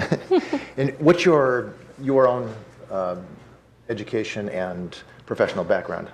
So by education, I am a registered nurse. I have a Bachelor's of Science degree in nursing and a master's degree in healthcare administration. So can you tell us a bit about the Providence organization that you're with? Right. So the corporate name for Providence is Providence St. Joseph's Health. They are the sole parent company and control the legacy Providence Health and Services and St. Joseph's Health in Orange. Providence, as I know it, because I work for Providence, not the parent organization, but Providence. We are the third largest healthcare system in the United States. We have about 111,000 employees. We are represented in 7 states, mostly in the western United States. We have 50 hospitals, acute care hospitals in those 50 states, and about 850 clinics throughout those 7 states. Just very briefly, what's Providence's mission today? So our mission today is that we provide compassionate and affordable and accessible health care to all, particularly those that are in need, poor and vulnerable population. What's Providence, as we know it today, what's its connection to the Sisters of Providence that ended up at Providence Heights? Right. So, Providence Heights was, as already has been testified here, was the formation. And the Sisters of Providence were the ones who actually built Providence Heights. So I believe it was in January of 2015, the Archdiocese of Seattle reached out to Sister Judith Demarest. So I'm just going to jump in. Who is Sister Judith Demarest, and how do you know her? So Sister Judith Demarest, actually, she is the superior for the Provincial Council for the Sisters of Providence. And she is, her office is actually at our system office in Renton. So Sister Judith reached out to Dr. Hockman, who is... I'm sorry, I don't mean to take you off track there. I'm sorry. I'm going to take you in a little bit different direction Okay. now. But I do want to ask you, so Sister Judith, Yes. did she ever attend? Or Yes, she did. Yes, Providence Heights? yes, Sister Judith actually attended Providence Heights, as well as Sister Suzanne Hartung, who is also a Sister of Providence sister. And Ms. Malin, are you familiar with the Providence Heights campus generally? Yes, generally I have been there, I believe 3 times in total, yes. And are you familiar with the stained glass in the chapel area? Yes, I am. And can you just briefly describe the stained glass windows? There's 14 windows, as I understand it. Can you Yes, just so describe what they are? yes, so the stained glass windows were created by a well-known artist, Gabriel Laurie, French artist. The windows, there are 14 of the stained glass windows. The first 7 windows, so as you enter the chapel, the first 7 windows on the right-hand side or the lectern side are the 7 Sorrows of Mary, which represent the story of Christ's life. And then the other 7 windows that are on the pulpit side are the corporal works of mercy, and they represent feeding the hungry, caring for the poor, clothing the naked, caring for the sick. The interesting thing about the windows is that the first 7 windows, the 7 Sorrows of Mary, really shouldn't be broken up. They should stay together. Whereas the other 7 windows, the corporal works of mercy, could actually be donated to other Catholic ministries if so needed to be. And then there are also the 14 Stations of the Cross that are inside the chapel that were also created by the same artist. They are Italian glass, and the 14 Stations of the Cross need to stay together. And so the Stations of the Cross, do you know if those are still in the chapel area, aren't they? Yes, they are. And are these, I'll call them the religious icons, the Stations of the Cross, the Sorrows of Mary, and the Corporal Works of Mercy, are they all primarily Catholic Yes. icons? Yes. Right. So can you tell the examiner how long the church has been interested in these windows? And if I can, actually I'm going to ask you, first of all, before you get to that, who approached whom first? Did the city church or its predecessor approach Providence, or did you approach the church? Well, actually, if it goes back to late 2003, early 2004, Sister Barbara Shambra, who is with the Provincial Council, actually reached out to the Lutheran Bible Institute because they had heard that the church, or that Lutheran Bible Institute was selling to the city church. And at that point in time, she reached out because there had been a right of first refusal for the windows and the other religious icons inside the church. And so if there was any thought that these would be taken out, or if it was going to be demolished, the Sisters of Providence wanted the first right to be able to remove those and for them not to be demolished. And I'll direct the tribunal to Exhibit B18. I can show you a document, but I'm guessing you probably even remember it. There's a letter dated December 20, 2003, from John Stam, from Barbara Shamber. Is that who you just testified about? Right. All right.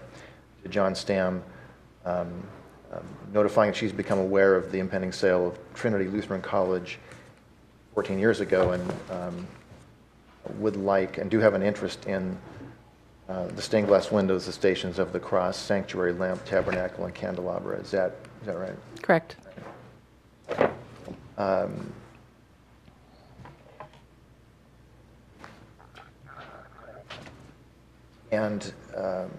So what happened, well, and actually let me direct the tribunal's attention to Exhibit A19. There was a letter from Mr. Stam back to Ms. Shambler, and do you recall, this isn't a test because I can show you the document, but do you recall what that letter said?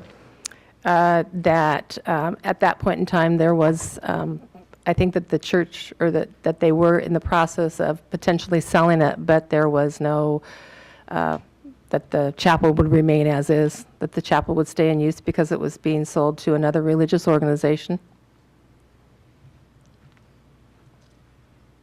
And even as far back as 2003, were the Sisters of Providence offering to take all the religious icons, including the windows, at its own expense and relocate them? Yes. And how important are these stained glass windows and icons to Providence? Well, they're extremely important because they represent part of the history of the Sisters of Providence. So on my first visit to actually Providence Heights, it was with Sister Judith and a woman by the name of Loretta Green, who's the actual archivist for the Sisters of Providence. I'm going to jump in there too. And I apologize so much for I'm sorry. interrupting the Okay. flow of your testimony, but Ms. Green, you said she's an archivist. Yes. Explain the archive function within Providence. So, so it's a requirement of the Sisters of Providence, it's a requirement of their order that they have archives, and an archivist is one who preserves, records, documents, and collects materials about the Sisters of Providence, about their spirit and how they carry out their mission, and how they live the mission through their work. And so they are continually updating their documents and recordings and what, so that their history is preserved and their origin is preserved. How important is the archiving function to Providence? Oh, it's extremely important. It's very important. I mean, other than it's a requirement, but it's part of the history because the sisters, that the healthcare ministry was formed by the Sisters of Providence over 160 years ago. I understand that Providence and its archives even has a relic of Mother Joseph in its archives. We do. And who's Mother Joseph? So Mother Joseph is the founder of the Sisters of Providence. She there is a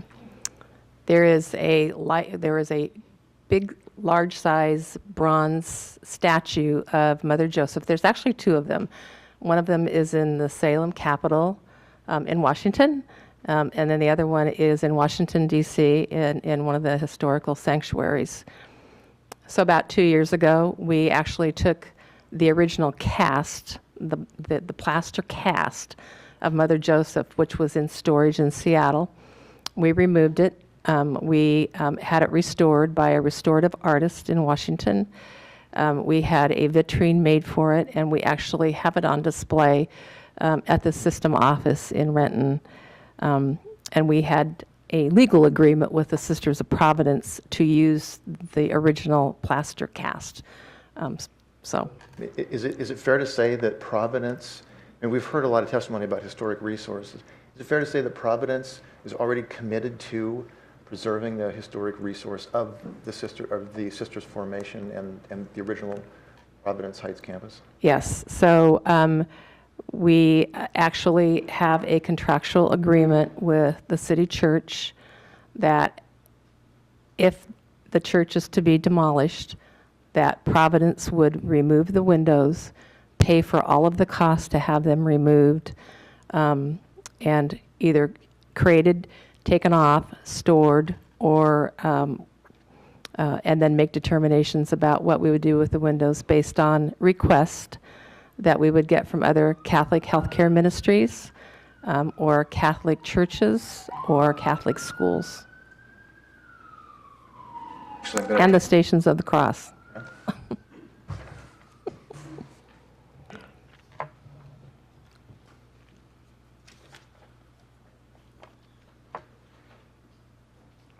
Ms. Whelan, I handed you Exhibit B6, the SEPA appeal hearing, and can you identify that document?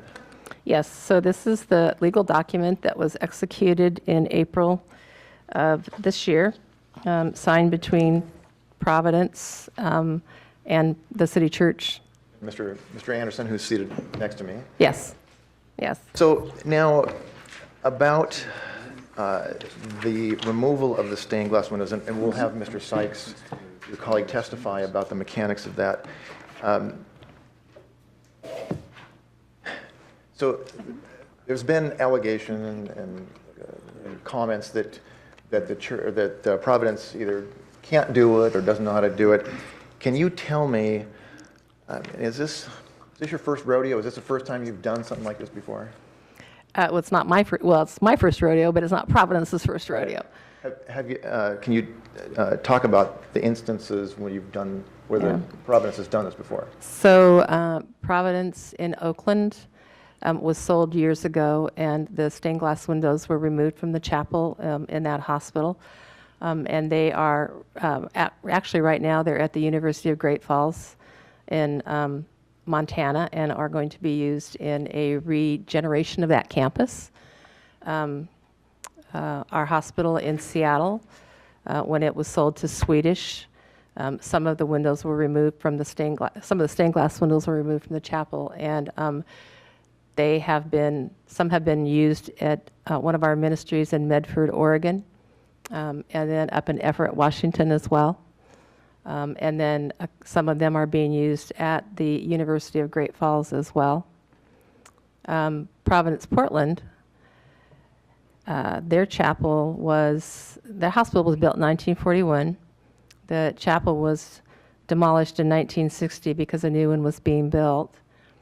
The general contractor had all the salvage rights, and so all the stained glass out of that chapel went with the general contractor. And 20 years later, 8 of the stained glass windows were found in a Borders bookstore that was going to be demolished. And the sisters and Providence actually got those windows back.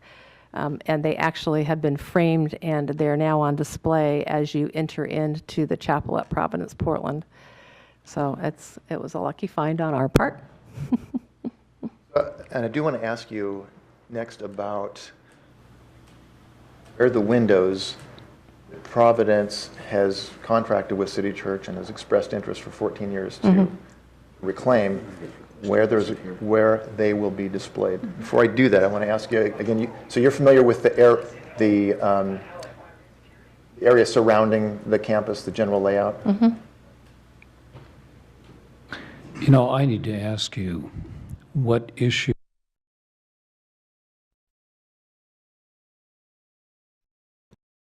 to them to deliver the windows. We weren't the ones that, it's not as though we were looking for somebody to take the windows out. They had expressed interest in the windows. And in terms of the preservation of the resource itself, it is our position that the resource is preserved if it is made available for public display and available to the public, whereas the thrust of the appellant's argument is that they should be left in place essentially where nobody can see them. So the mitigation that we're offering and the finding that we'd ask is that it is, in fact, it preserves the windows to a better degree. It preserves that resource for the public good in a much greater fashion. And I'm almost finished. But this witness, the Sisters of Providence will remove the windows and preserve them for use by other facilities. Yes. That's the finding you're looking for. And that, yes. Right, testimony of your witness. I don't think that's in dispute. That is their intent. As to the practical, Yeah, the I ability to understand pull there's it off as another other witness. issue, whether it's possible, but let's get to that witness then. And the only other thing to clarify is we are also questioning whether, or we made the point through earlier witnesses that the windows have value not just as a standalone window, but where in they're the chapel located. itself, yes. I'm not hearing this witness address that issue either. I don't know. I mean, it's fascinating testimony, don't get me wrong. I love hearing about the stained glass windows. But I really want to get this hearing Sure. over too, so we can maybe go to another witness if you're agreed that's the finding you wanted me to make based on this testimony? Yes, that would be fine. Your Okay, Honor. great. Okay. And I really would love to hear more about it, but I think today, thank you for being here. Thank you, Ms. Whalen. And so now we would call James Sykes.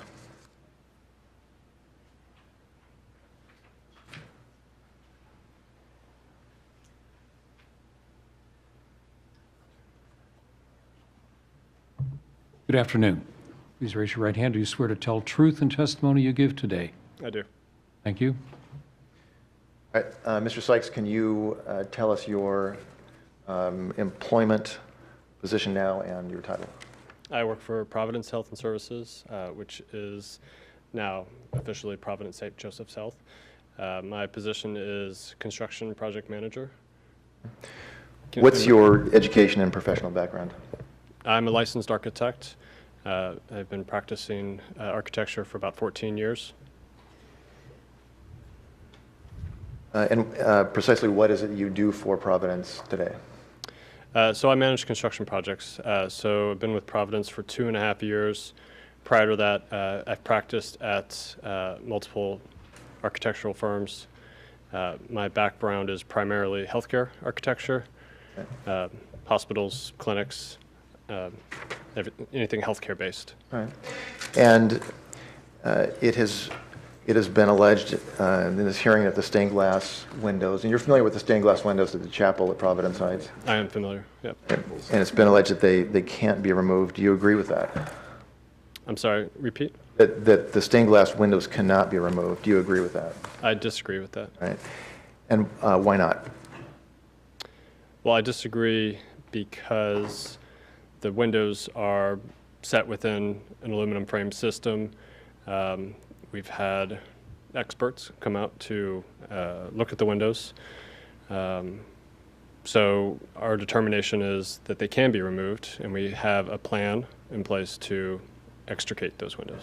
And have you reviewed the original architectural drawings for the building and the windows? I wouldn't say I've looked at every sheet, but I have reviewed the drawings where it's important for this scope of work. Have you inspected the windows in the site? I have, yes. And have you investigated the process of accomplishing a successful removal of the windows? I'm sorry? Have you investigated how to go about removing the windows here? Yes, All right. yes. You've contracted with an expert to assist you. That's correct. Who is that? Emil Fry. They're located out of Kansas City, Missouri. Right. So who is Mr. Fry and how did you select him? Emil Fry is actually his grandfather's or great-grandfather's name. The person is Aaron Fry, who's a descendant of Emil Fry. They are a specialist within stained glass, and they specialize in faceted glass along with leaded glass as well.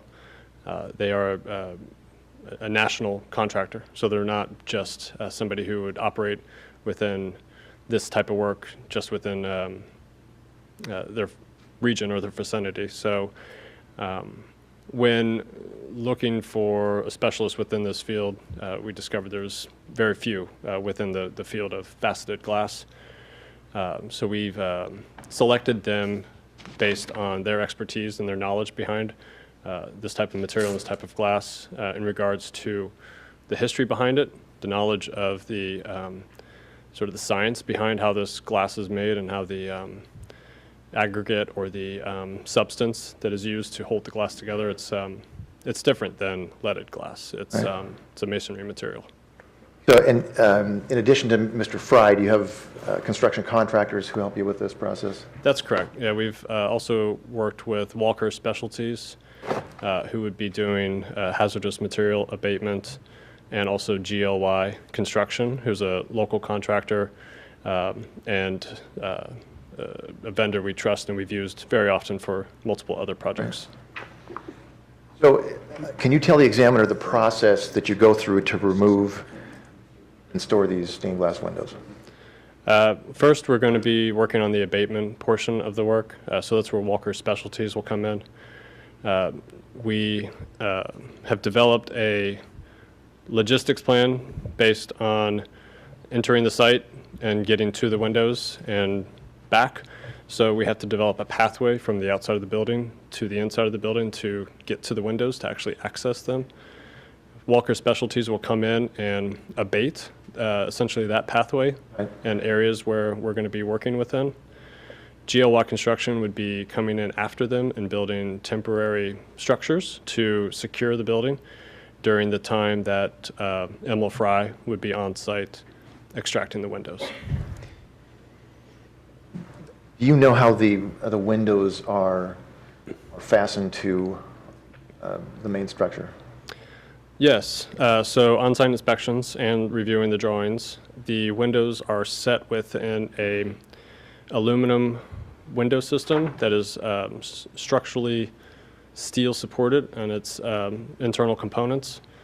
So this window system is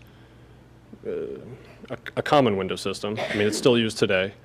And what they do is they erect the steel frame of this window system first. And it is steel, and so those parts are put in place around the perimeter and then for the intermediate members as well. From that, the panels would be set in place. So they're set in mastics and gaskets and so forth to provide thermal expansion for those windows within that system. After that's set, you'll put the stops in place to keep the windows set within that frame, and then you put the decorative aluminum mullion caps, which is what you see on the outside, over top of that steel to protect those elements. The triangular windows themselves, as I understand, it's not one window that you remove, they're actually pieces or panels? So if you look at all the parts, you have the aluminum frame, which I described, but within that, if you were to look at one of the large rectangular windows, and I'm referring maybe to a middle section of the window, you would see 3 panels within that. So 3 faceted glass panels are set within one section of mullions within the window. You know, I actually have a picture we can show you, or I can move on if you want us to keep going faster. Keep going. Very good. And then after the windows are taken down, they're transported to storage. Before they're transported, we are going to box them up in wooden crates beforehand, so they'll be protected with foam and such to keep them safe. Yeah. I believe these steps are described in Exhibit 20, the 5 steps of removal. Is that what you'd like to well, reference? this is more elaborate than is described there. And but that there are 20. elaboration is important because why? Well, if everybody agrees that the windows can be removed and that the A-frame won't fall down, I can stop here. Well, Maybe that's a one different more- issue. The windows can be removed. You haven't gotten to whether the A-frame will fall down. Is that where you want to go with this witness? Yes. Let's get to that then. Mr. Sykes, if you remove these windows as you've described, remove the panels, is it your opinion that the A-frame would fall down? I find that very hard to believe because that would indicate that these faceted glass panels are actually structural and load-bearing in capacity. If you were to look at the science or the material of the actual faceted panel, it would be nearly impossible for those panels to be structural in nature to hold up the frame, and the frame meaning the aluminum window system, or the supporting frame around that, which is the concrete structure of the roof. Right. So I think that addresses the removal of the window. I want to ask you just on a couple more topics briefly. We heard testimony about thin-shelled concrete construction. Did you recall that testimony from I the do, last time? yes. So when you first visited this campus, could you even tell that there was thin-shelled concrete construction there? No, I couldn't. How's that? Everything's covered. So when you walk into the interior of the building, you know, starting from the perimeter before you're even to the chapel, everything has a finish on it. So whether it's drywall, whether it's a hung ceiling, etc., you're not exposed, or there's no indication of what the structural system is of the building until you go into further investigation of the drawings or open up the walls. So. And the last topic I want to ask you about is, which is different, it has to do with the demolition of the campus except for the chapel. You have next to you on the screen one of the photos in Exhibit 16. This is a photo of the interior looking at the chapel and the interior. Is that correct? That's correct. And so, and the chapel actually doesn't have, it's not a standalone building, first of all, correct? That's correct. Right. And then second, if you demolished a corridor on the outside of the chapel, would leave the chapel exposed, you'd have to do substantial renovation, is that right? That's correct. Right. And if you do any renovation, there's substantial asbestos abatement work that has to be done too, correct? Correct. Those are all my questions. Thank you, Mr. Sykes. Thank you. Any questions for this witness, Mr. Brickland? Yes, just a few. Good afternoon, Mr. Sykes. Dave Brickland, representing the appellant here. So in terms of your own background and experience, sounds like your main focus as an architect is on healthcare facilities, hospitals and the like, is that right? Yes. And you haven't designed chapels or faceted glass windows or anything of that sort, have you? No, sir. All new to you? This is new. So you're not able to express an opinion as to the risks, if you will, associated with this removal operation based on your own experience and expertise, are you? Based on my experience, no. And so what you're doing here is relaying information from this other firm, is that right? That's correct.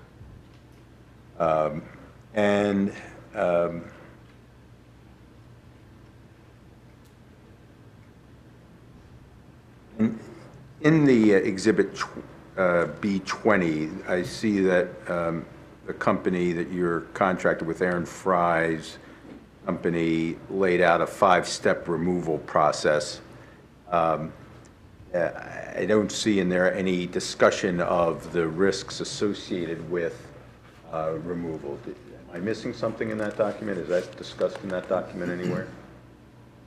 I'm not familiar with risks specifically addressed in that document.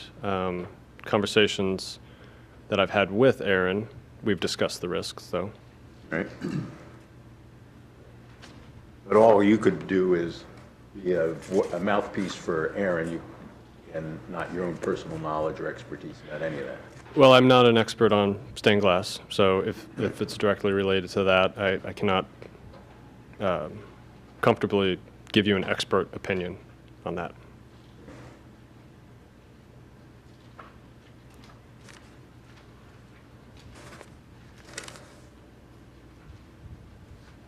Right. That's all I have for this witness. Thank you. Thank you, sir, for being here today.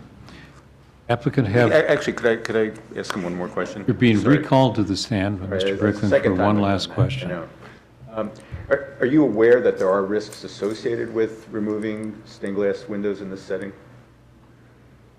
Well, we've discussed it, and I can go into detail if you'd like. Right, but I mean, I'm just asking, this is not a everyday engineering task, is it, to remove faceted stained glass windows? There's a special firm. Well, that I would handles this say stuff, if right? you asked Aaron the same question, he would say it's pretty typical for his day-to-day business, but Right. I do healthcare architecture, so I don't know. I feel like the answer is obvious. Right. It's not something I do every day. Yeah. I guess that's it. Thank you. Thank you, sir. Additional witnesses for the applicant? Yes, one more. Tim Quarles.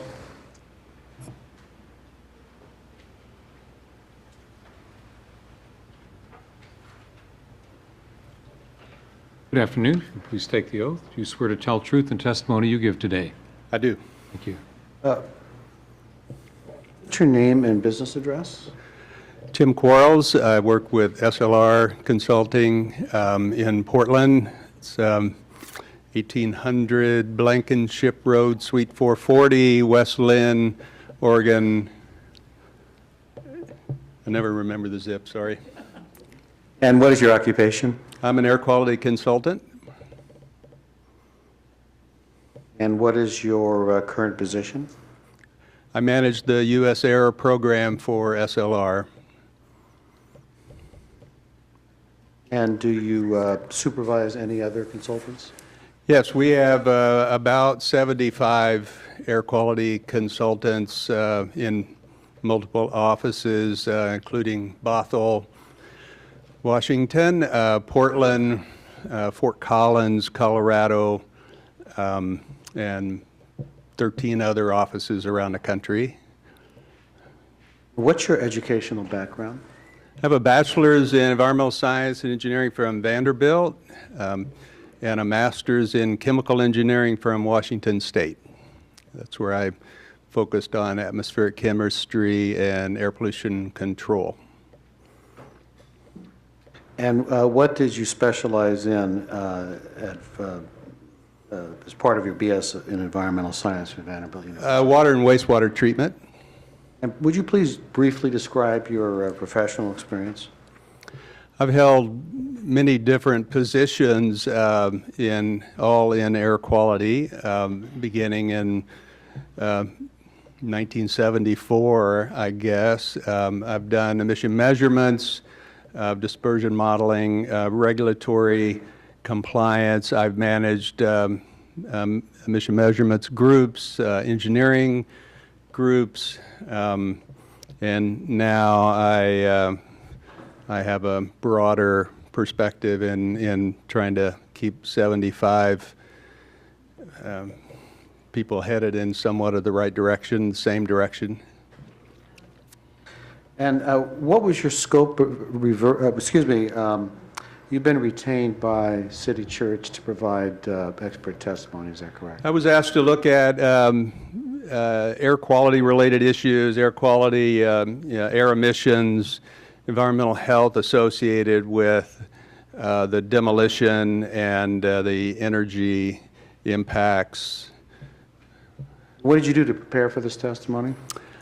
I reviewed a whole lot of documents that are in the record, a long list, many of them referred to today, and so I looked at those. Excuse me, would it be fair to say that you've reviewed all of the exhibits for this proceeding except those relating to impacts to historic resources? Yes. And what else have you done to prepare for your testimony? I've been to the site a couple of times, including yesterday, did a walkthrough of some of the buildings, and I've participated I was here at the last hearing as well, listened to the testimony and listened to the testimony today. Would you please describe your experience with demolition projects? Typically, we're in focusing on the air regulatory programs. You know, I've worked in air regulatory agencies, local and state. I've worked for federal government. I've worked in consulting. I've worked typically on the client side where we're being asked to help them in complying with their regulations, obtaining permits for new construction or modifying existing facilities. And in many of those cases, there's demolition involved in the pre-construction activities. So we're involved with that aspect. Interestingly, if you're just looking at demolition projects as standalone, we tend to help our clients over the phone. These are considered pretty straightforward and insignificant kind of activities where you can see the Puget Sound Clean Air approval process was a short form and just referencing standardized permit conditions. So the demolition, would it be fair to say that demolition is generally considered insignificant by regulatory agencies? Yes. How do you find this project in comparison to those?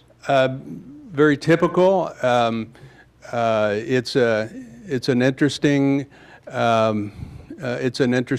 one, but very typical, where you have something that is going to cease and something else is going to happen. There's a temporary activity that is done to remove those things that are there today and something else to replace it later. Very typical. Based on your review of the proposed demolition project, in your opinion, will it have a significant impact to both public health and the environment, including air emissions, environmental health, and energy impacts? Did you say, will it have a significant? No. And what's the basis for your opinion of no significant impacts to, say, environmental health, in particular regarding asbestos abatement? In order to keep it brief, I can refer to a lot of the testimony from Mr. Russa today talking about the activities being conducted as part of the demolition where the asbestos and other regulated materials are removed first before any demolition occurs. Standard procedures are followed, regulatory requirements are required, and we expect they'll be followed. So currently, when I say that we're removing something that is currently occurring when you're doing demolition, there's an ongoing potential health hazard that exists by anybody using or entering the facility from the asbestos. That is going to be removed.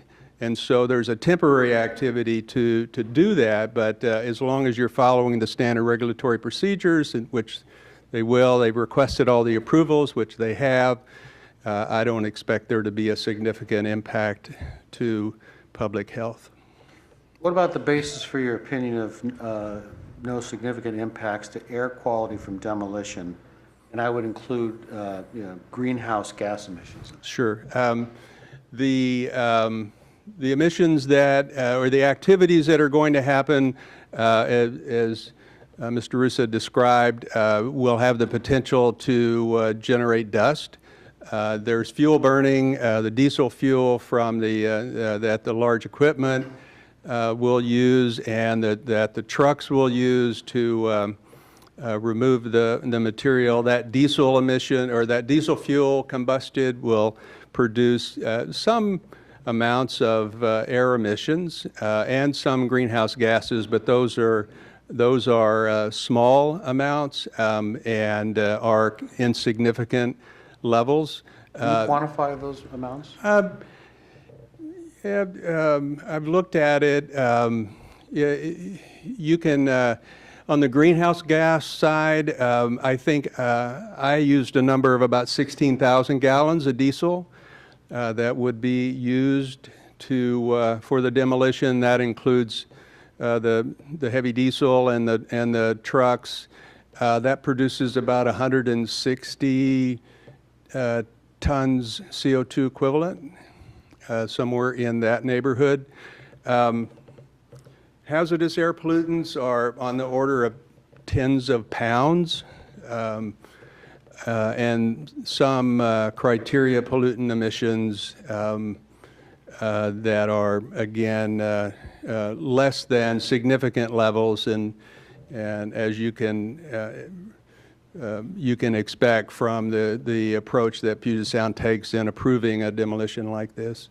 Where did you get that number about the number of gallons of diesel? From Ryan. Excuse me, from who? Ryan? Ryan Ryan Demolition. Demolition.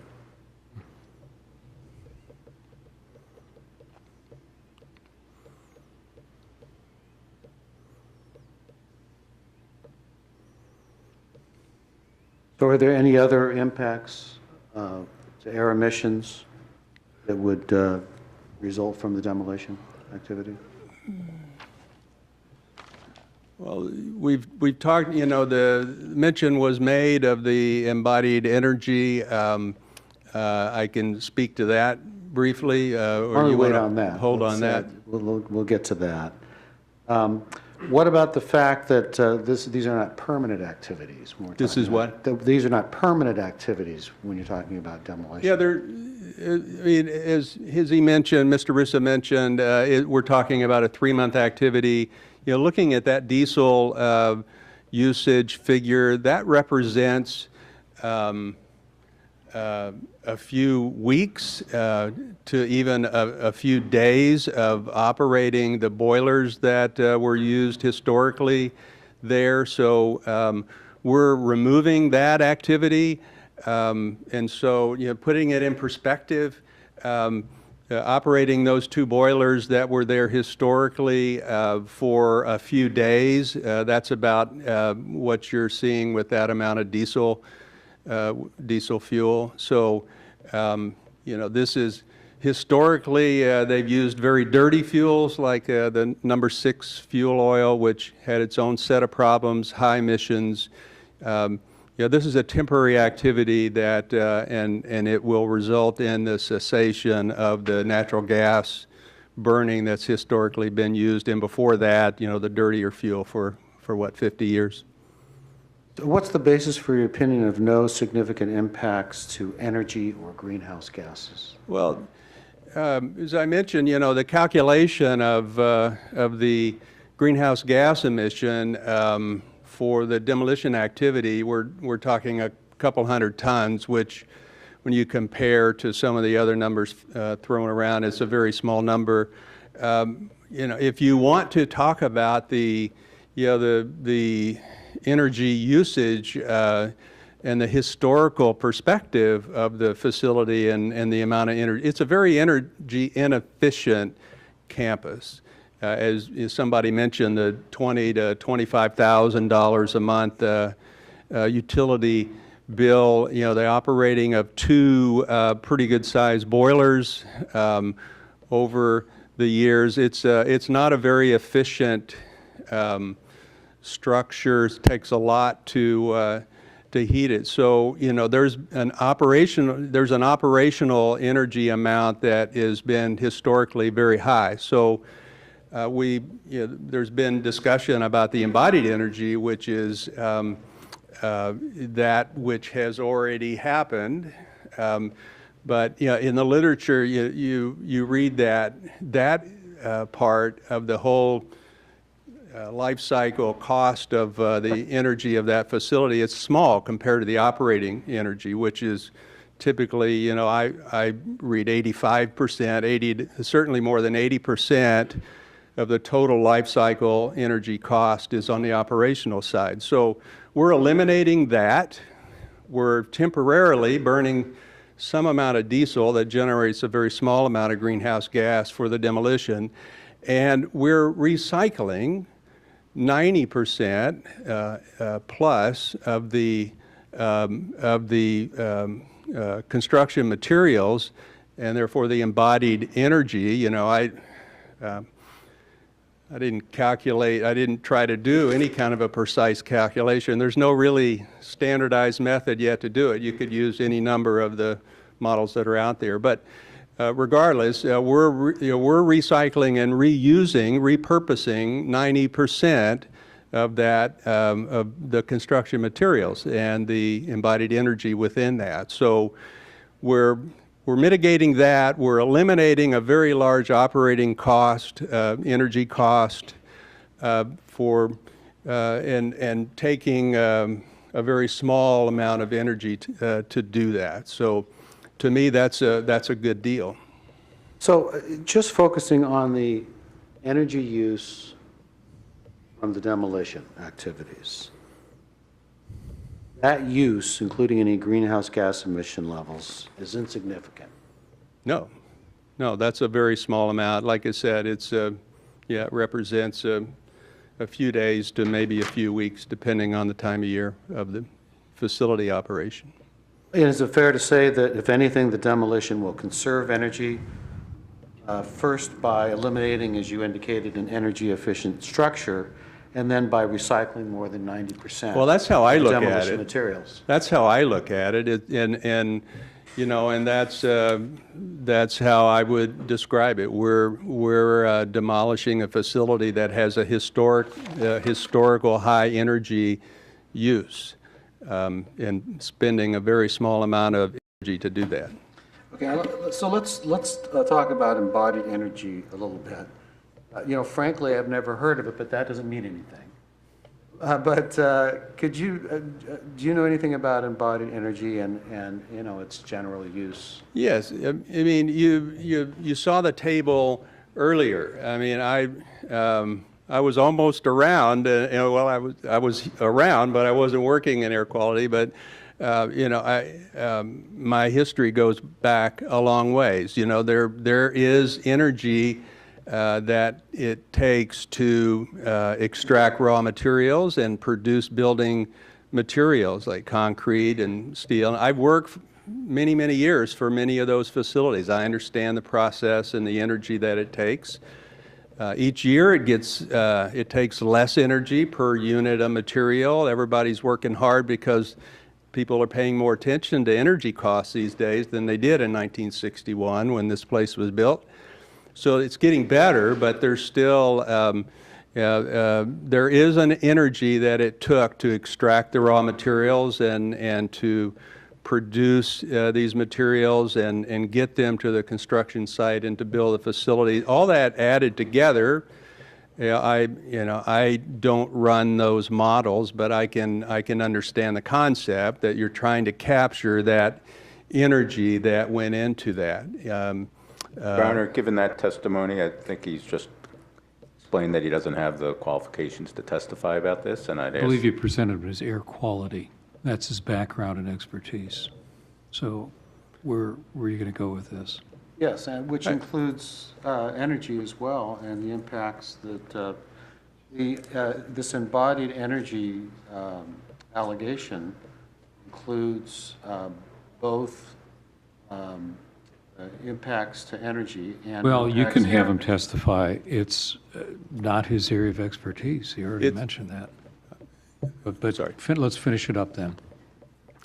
I would say regarding I don't need, I know that on the embodied energy side of things that there is an amount of energy associated with that. I know there's 6 times that, roughly, associated with the operating the energy cost as well. So we can argue the embodied energy could be twice what it was talked about today or half, but operationally, that's the biggest piece of the energy consumed by the facility. And we're eliminating that. So, did you hear the testimony of Ms. Merlino about embodied energy? Yes. And the impact to this project from that? How would you Yes. respond to that? Your waste, you have the potential to, say, waste that if you aren't interested in trying to recycle any of those materials, and if you're cutting short a useful life of a facility. Either one of those would go to waste some of that. We're recycling 90% of that, and so whatever the embodied energy amount is, we're recapturing 90% of that. So when you're looking at this concept of embodied energy, it sounds like there are 3 aspects to it. One is the embodied energy in the construction of the building, and then the other would be the operating cost, the energy for Yeah, to operating. extract, for example, limestone, to then run limestone through a cement making process to make the clinker, which is then I put in. grasp the concept. Okay. Thank you.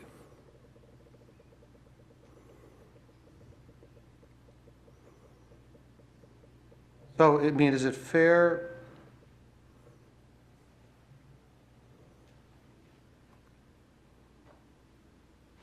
to say then that most of the energy involved with this project is operational then? I think I've heard that now 4 times. I mean, really, I am listening. And I may appear to be dense, but I do understand for the 4th time, operational costs, according to this witness, is the majority of the energy cost. He said that again and again and again. Is there more from this witness that you'd like to elicit in direct examination?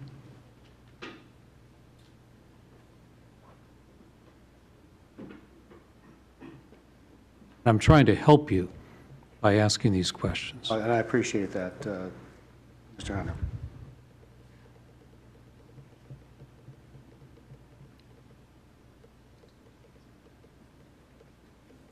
One other thing. There was Ms. Merlino did have a number for the embodied energy for the building itself.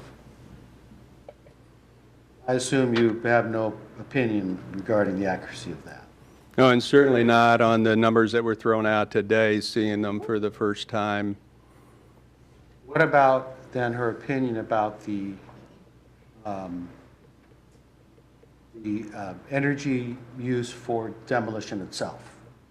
How did that compare to your calculation? Actually, we estimated a lower number of 16,000 gallons of diesel. I can't do the quick calc comparing that to an equivalent for gasoline, which I think the number was 23,000 something gallons of gasoline. So their numbers, they're within 25% of one another. And then for operating energy costs, did Ms. Merlino have a value for that? No, I didn't hear one. And so then,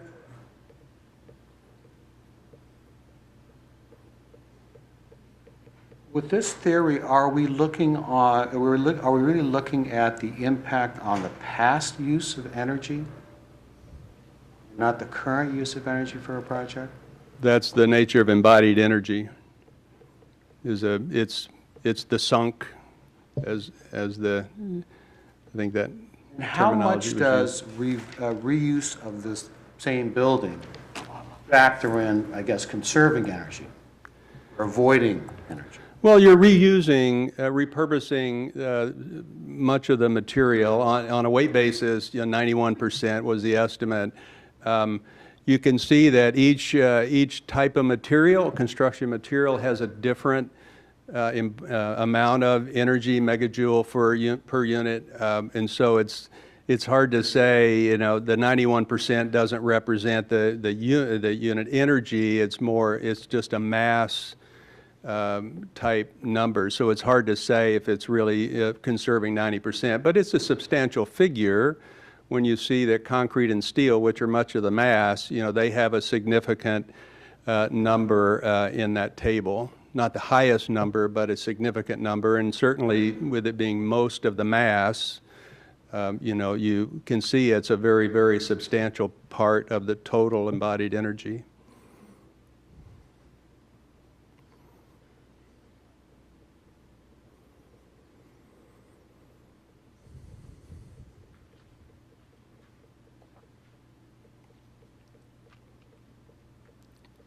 So, is it your opinion then that, Leading.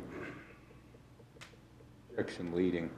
what is your opinion regarding the significant impact to energy and greenhouse gas emissions Asked and for answered. this project? Objection asked and answered. I didn't even hear that. I'm having a little trouble because it's not directed here, and that's just where the witness is. What was that question? What is your opinion regarding the impact of the demolition project to energy and greenhouse gases? I consider it to be, That it was asked and answered. Well, let's get it in one sentence. Can you do that? it's insignificant. Okay. And was the testimony of Ms. Merlino based in part, at least, on impacts to greenhouse gases and climate change? I think so. It was also based on no recycling of material too, as I understand it. And what is your expertise and, or what is your education, expertise, and background in impacts to greenhouse gases?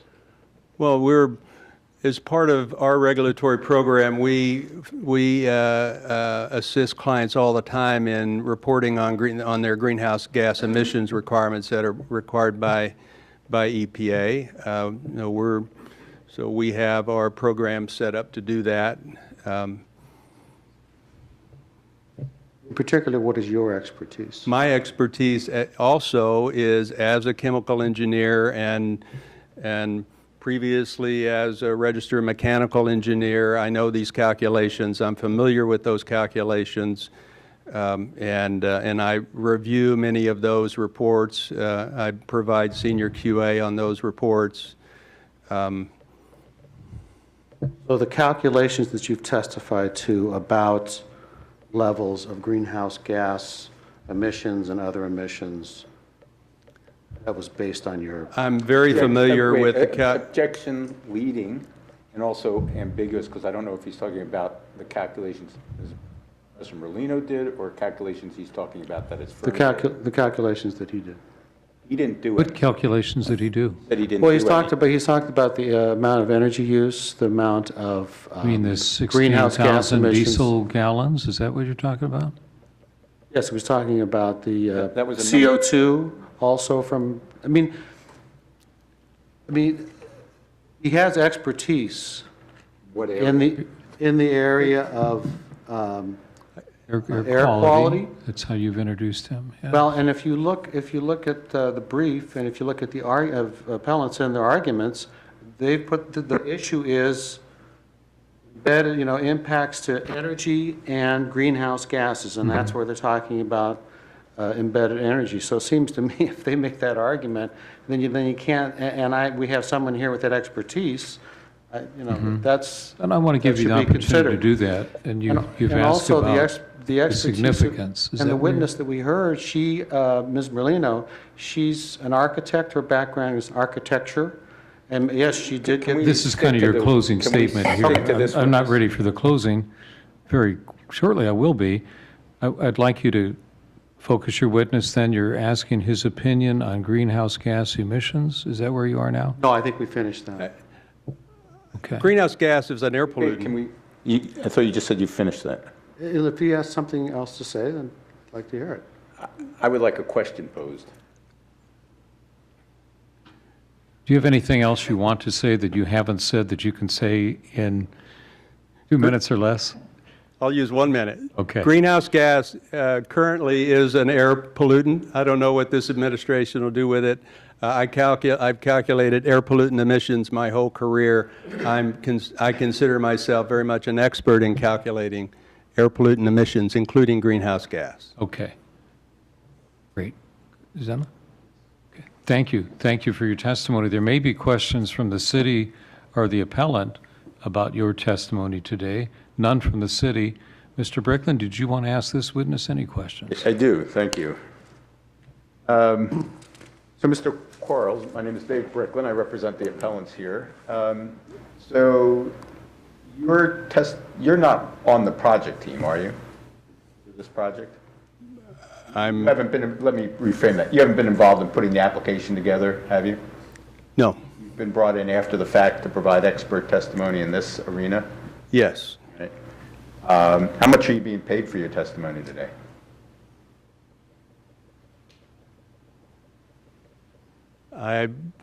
My billing rate, I don't like to You're under oath. talk about, I know I am. My billing rate on this one, honestly, I can't remember. I think it's somewhere in the $200 an hour, something like that. How much time have you spent preparing for your testimony here? Preparing for or driving up here and sitting and, Of what relevance is that? I mean, he's a paid expert. I don't know why. Well, the preparation time certainly goes to credibility and qualifications to speak to the issues. How much? You can answer if you know the preparation time. I've spent a number of days, well, you know, in terms of reviewing the documents and preparing and responding to the testimony from last time, it's a number of days. 8-hour days? 8 hours sometimes, a couple. Sometimes We're going to 20 move hours. through this quickly, so you I am. can So- give a range if you want. 20 hours have you worked on this? No, it's probably closer to 40 hours. Okay. And you provide a lot of expert testimony in your work? I have. And your clients include, I was looking at your website, it looks like your clients include a number of the oil companies, BP, ExxonMobil, Chevron, is that right? That's some of them.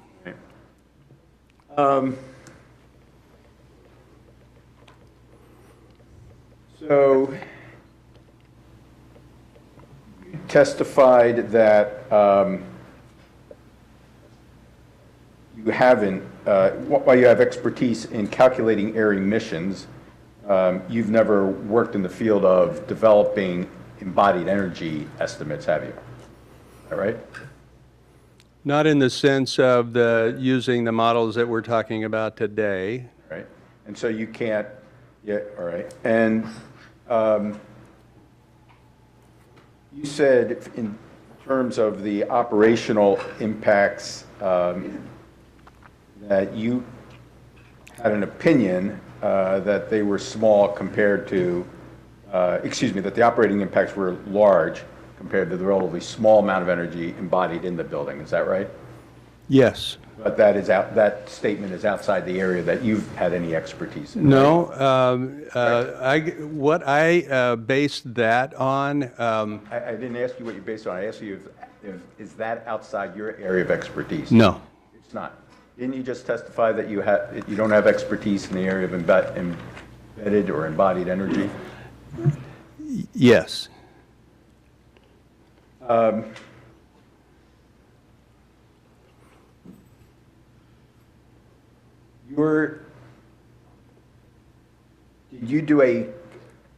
didn't do any calculations regarding embedded energy, did you? I did calculations Project. for this project, no.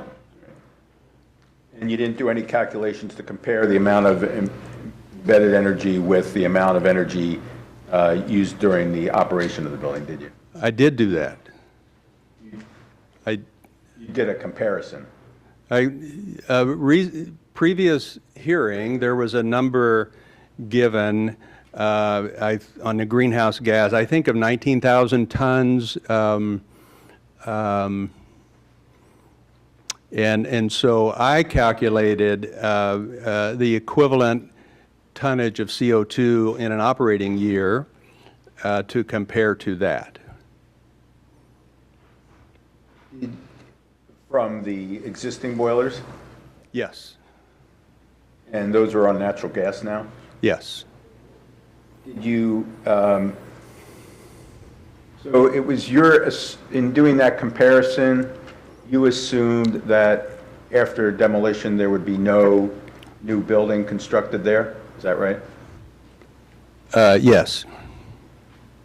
So instead of comparing the operational energy costs, if you will, of the old system versus the new system and figuring out how much energy you would save on the operation side, and then, let me ask this question a little different. You did not do the analysis that Professor Merlino described of comparing the operational energy savings over the life of the building and comparing that to the energy lost by destroying the old building. Is that right? You did not do that comparison. Let me help you. You remember her testifying that the amount of energy that was lost in demolishing this building could be anticipated to be recaptured because of more efficient operations going forward over 38 years. Well, that wasn't a testimony, that was an average, not this building. I think what you're trying to I recall get that to. Let Let me Do you see. recall that testimony? And it was a typical Right. building. And what I've looked. Okay. Hold on, so do you recall that testimony? Yes. All right. And you did not do an analysis of that sort, did you? No, this project is about demolition. I have no control or expectation of what something coming after this would be. All right. So you're... Other than an existing facility now that's very energy inefficient, I expect that anything going in after, as she does, it's going to be much more energy efficient. You assume that, but you didn't include that in your analysis, is that right? No. Is that right? That is right. That is right. Thank you. You talked about the boiler burning dirty number 6 fuel oil, but that's not what the boiler is burning these days, is it? No, not today.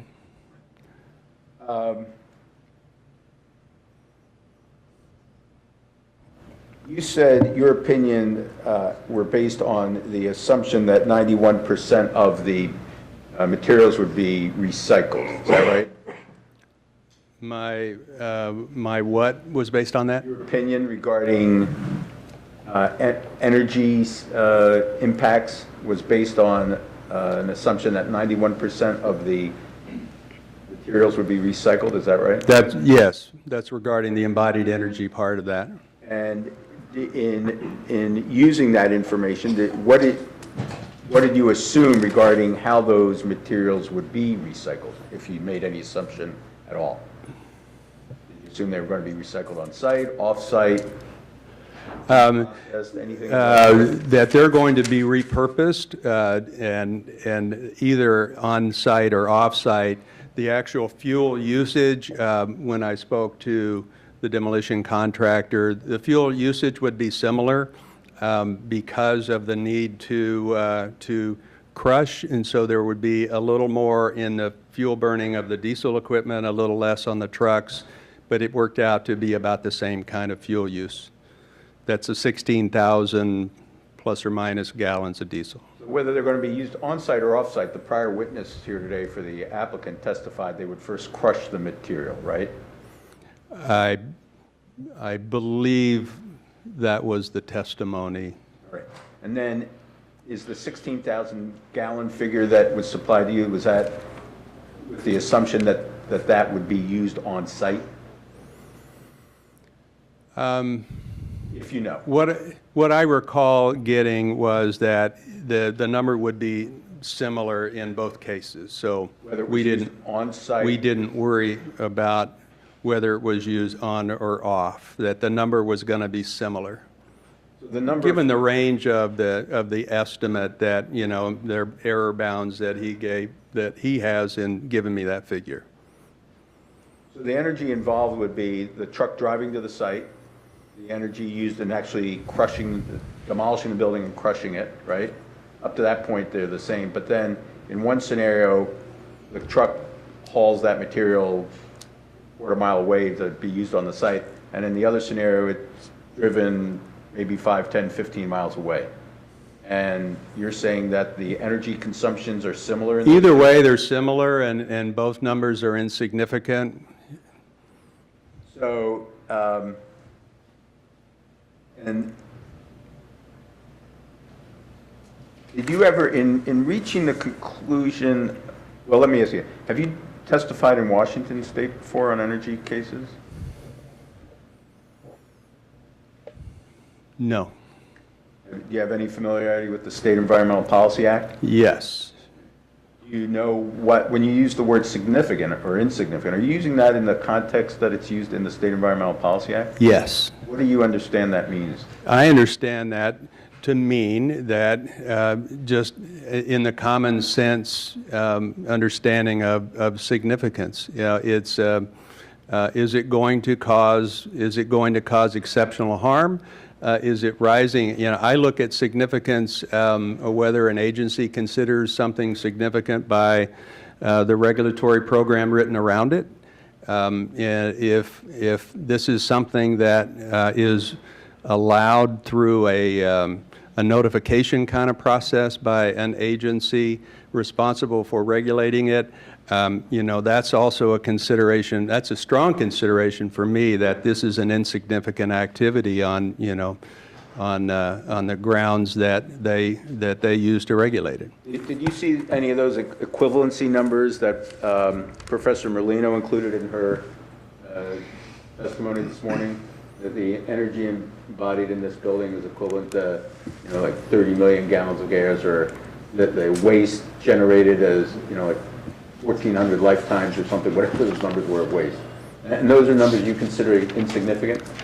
I don't. Yeah, the embodied energy, as I think some testimony has already talked about, is not a terminology or a unit that has historically up to this point been used to any degree in a regulatory process here as far as SEPA goes. Greenhouse gases can be discussed in a qualitative sense only, and that's sufficient to the SEPA process.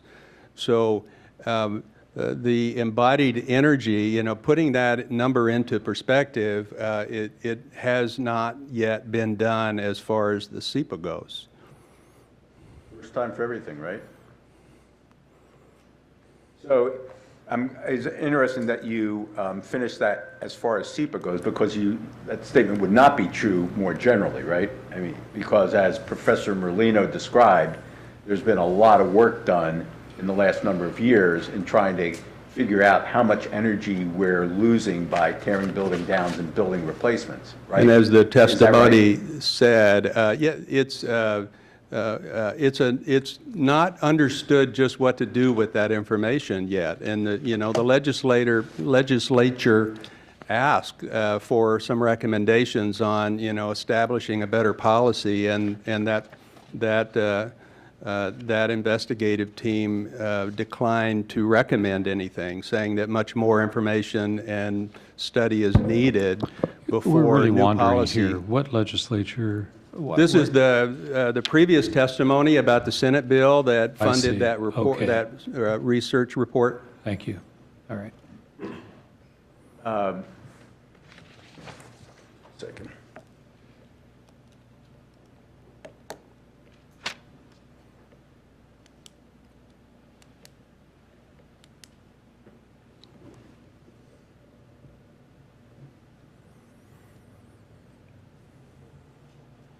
So in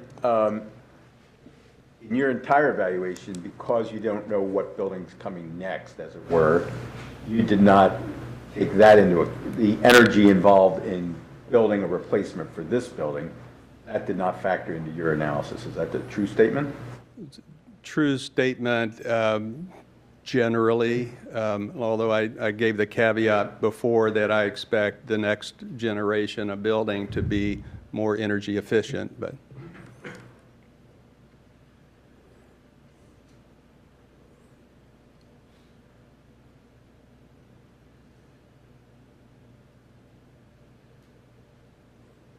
Right. That's all I have for this witness. Thank you. Do you have any redirect for your witness? Okay. Thank you, sir, for being here and for your testimony.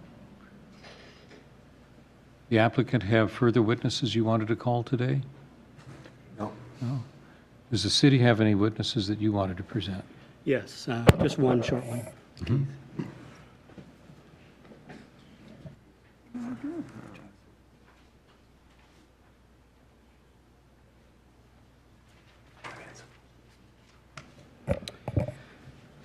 Please raise your right hand, and do you swear to tell truth in testimony you give today? I do. Thank you. State your name and occupation, please. My name is Keith Niven, and I am the City of Issaquah's Economic Development Director and Development Services Director. Are you also the city's responsible official for the purposes of SEPA? I am. Are you familiar with the SEPA policy base as established by the Issaquah City Council? I am. And where, just for everyone's convenience, where is that found, if you remember? It's 1810, 260 maybe? 1810, 260. All right, and what's the significance of the Issaquah policy base as it relates to SEPA? So SEPA, so when you're evaluating significant impacts of a potential project, you need to look at the adopted policies and codes that will then guide whether you actually determine it to be significant or mitigatable. All right. And have you reviewed the SEPA policy base with respect to this application? I have. Is there anything in the SEPA policy base related to embedded energy, saved energy, anything that we've been talking about here for the last couple hours? No. Thank you. That's all the questions I have. Any cross-examination of this witness? What, do you have anything first, Chuck? Applicant, no. What was that code section? 1810-260.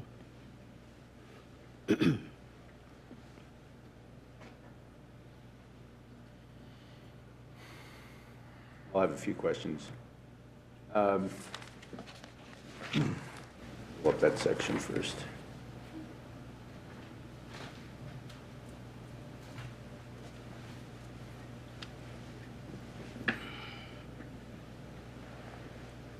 You have that section in front of you?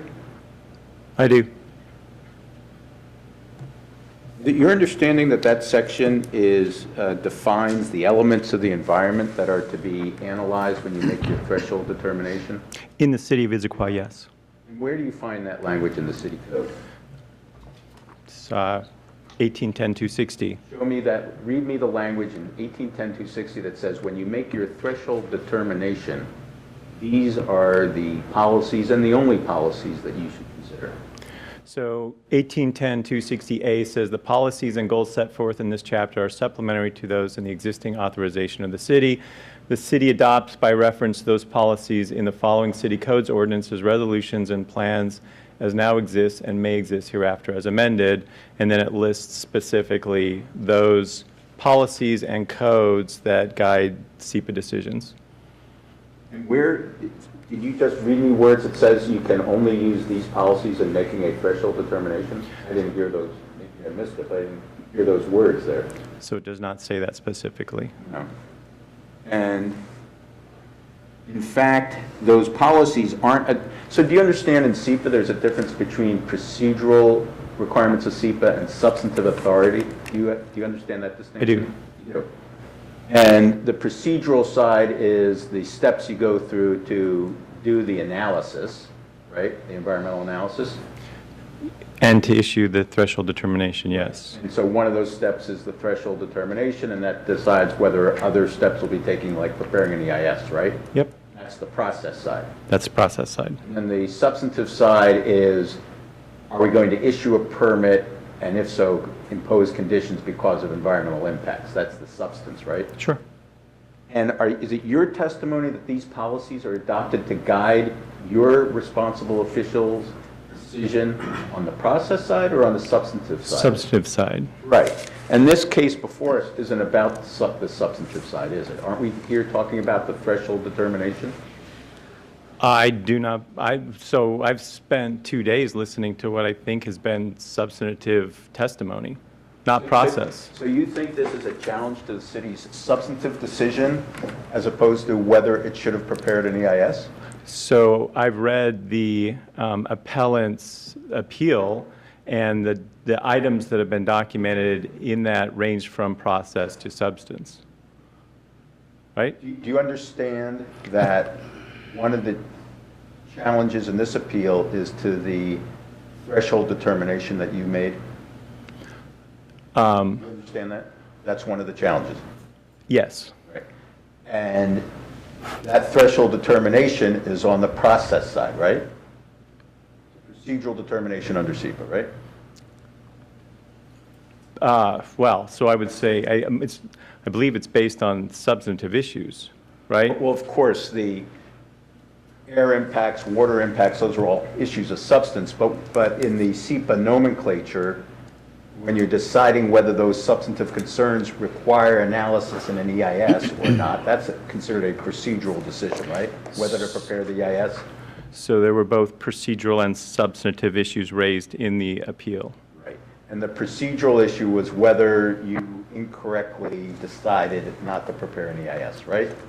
No, well, so that's the desired outcome of the appellant. The procedural issue was not allowing for a second comment period after issuing the MD&S. So do you understand that the appellants challenged the determination not to prepare an EIS? That they said that there are significant impacts and an EIS should have been prepared? I do right? understand that. Yes. And that's a procedural determination under SEPA. You understand that? Yes. Right. And these policies you cited aren't related to the procedural side, are they? You just testified a few moments ago, they're used on the substantive side, right? I don't believe I agree with you on that perspective. Okay.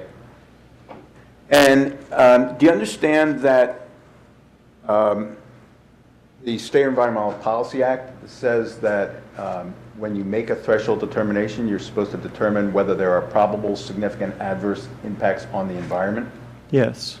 And are you aware that the state law, the state regulations include a section that detail the elements of the environment that are to be considered? Yes. Do those include things like air quality and climate issues? Yes. Not climate issues, air quality. Do you consider greenhouse gases emissions an air quality issue? So the city does not. We have not expanded our SEPA checklist to include air quality. I'm not asking you whether the city does, but under state law, do you think, well, just under as an environmental matter of environmental analysis, are the emissions of greenhouse gases an air quality issue? Well, object. Mr. Niven is bound by city code, not what other people may do or what is in state law. Bound by state law. Well, hold on. He is the responsible official for Right. the city. Correct. And I think the direction of the questions is about his understanding of the State Environmental Policy Act and what his duties and responsibilities would be as that official. That's So that's correct. appropriate. That's appropriate, but Mr. Bricklin is seeking to go off of what Mr. Niven's charge is under the code, under the city code. Oh, I didn't hear it that way. I believe Mr. Nivens has already spoke to his understanding of the State Environmental Policy Act as well as the city codes. And that greenhouse gases are not an element of the environment. I think that's the question he's asking, right? under city code. That's what I heard Mr. Niven say. Correct. And then the Correct. question was, Mr. Brooklyn, did you have a question about that under the state law? Is that where your question? Well, I can tie the two together. Mr. Nivens, doesn't the Issaquah Municipal Code adopt by reference numerous sections of the state regulations? It does. And among those, aren't the definitions in WAC 197-11040 one of the state regulations that's adopted by the city? So I don't have 1810 out in front of me. Right. So why don't you tell me? Right. I will ask you to assume that I'm reading your code correctly. Okay. And among the state code provisions adopted by the city are the definitions and the content of environmental review. Okay? So the city's environmental checklist is specific. I don't think there's ambiguity in the elements that it asks applicants to respond to. Right, but do you understand that when you, as a responsible official, make a decision, you're not limited to the information that's provided on the environmental checklist, are you? I believe that you have to tie it to adopted city codes and policies. That didn't answer my question. You're not limited to the information on the environmental checklist, are you? No. The city can request additional information from applicants. And you may be aware of additional information that you don't get from the applicant, right? Maybe. You might know something about the environment in Issaquah that the applicant doesn't know about, and you're allowed to use that information in making your threshold determination, right? Right. And if you're aware, for instance, that the project is going to cause damage to Issaquah Creek, even if that didn't show up in an environmental checklist, but you're very familiar with Issaquah Creek and its habitat, you're certainly allowed to use that in making your decision, aren't you? If I have policies and codes that allow me to derive what damage to Issaquah Creek means. And the reason you qualify it that way is because you think those substantive policies limit the scope of your procedural determination. Is that a true statement? I believe that they give me the basis for issuing decisions or mitigations associated with proposed projects. Right. Issuing decisions and imposing mitigations, that's the substance, right? Right. But it's your testimony that you think in making a procedural determination as to whether to prepare an EIS, you're also limited to what's called out in those substantive policies? That's your testimony? No, he's just testified that the purpose of the policies are to guide him in issuing a mitigations. I don't want you testifying for the witness. You know what? I'm not I'd testifying like for the to witness. hear the witness on this, Okay. not either attorney. And he's a well-informed witness that has had that position for some time. How many years have you been responsible official? I've served in a capacity for 19 years with the city, So- and 2 years in Auburn before that. Okay, so it's your expertise that I want to hear. I realize both attorneys have significant experience as well, but we're here to hear from you. So maybe you can share with us how you apply the policies of the city of Issaquah in that making that threshold determination.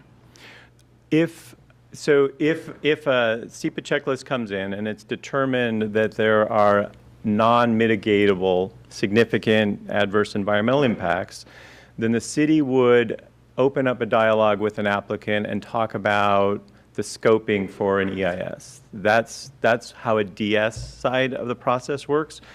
Barring that, either the city is going to determine that a determination of non-significance or a mitigated determination of non-significance would be appropriate based on the codes and policies that are adopted by the city council.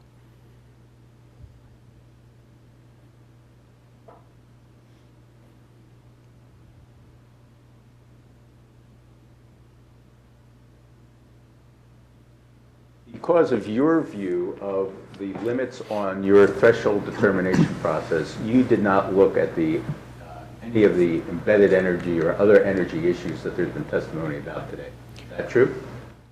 That is true. And because of your view of the... So just to clarify, my view is based on city-adopted codes and policies. I understand that. Okay, I want to make We'll- sure we'll we're let not the talking hearing- about personal views. Right, and we'll let the hearing examiner decide whether that is an appropriate limitation on a procedural determination. Sure. And for a similar reason, you didn't look at the greenhouse gas consequences of this project, did you? Because the city knowingly similar did reason. not adopt an expanded checklist which would have included greenhouse gas emissions as an evaluated impact. And it's your view that you're not allowed to consider issues that arise that are not included on the environmental checklist? I did not say that. No, I did not say that. Well, I thought you just testified that the reason you didn't look at greenhouse gas emissions was because the city didn't include greenhouse gas emissions on the checklist. I said that. I did not say the broader statement that you made earlier than that. Sure, I understand.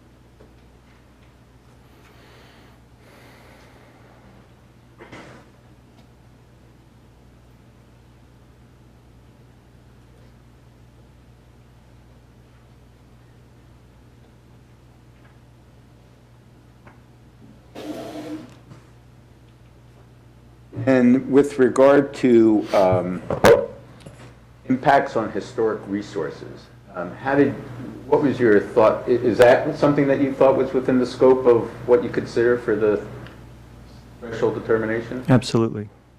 And what was your thought process? Well, first of all, tell me what you did to investigate the impacts on historic resources.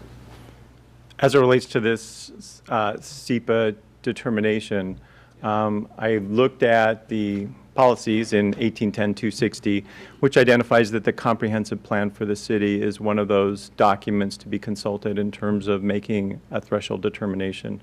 In looking through that document, within the historic preservation chapter, so in the cultural and historic preservation section, there's basically, the city has 4 policies. Policy CB1, CB2, CB3, and CB4. In reviewing those, I saw nothing in there that would set a threshold for causing this proposed action to be declared significant and adverse. Also, the city, other things that are listed in the policies are city treasurers. Providence Heights is not listed as a city treasurer, nor could I find it on any other documents that would warrant preservation. And at the time that you made your threshold determination, the property was not listed as a landmark by the city landmark commission, right? It was not. If it had been, would you have reached a different result? I would have needed to have looked into that further before making a decision. And what would you have done in terms of looking into that further? No, it's not speculation. It didn't happen. He's asking. Wasn't that the exhibit submitted today? That there It has hadn't, been it identification? hadn't happened at the time he made his threshold determination. Right, he testified as to that, and the question is, had it been identified, that have made a difference? He said yes, or he'd have to look into it. So, I don't know, So that's the answer. yeah.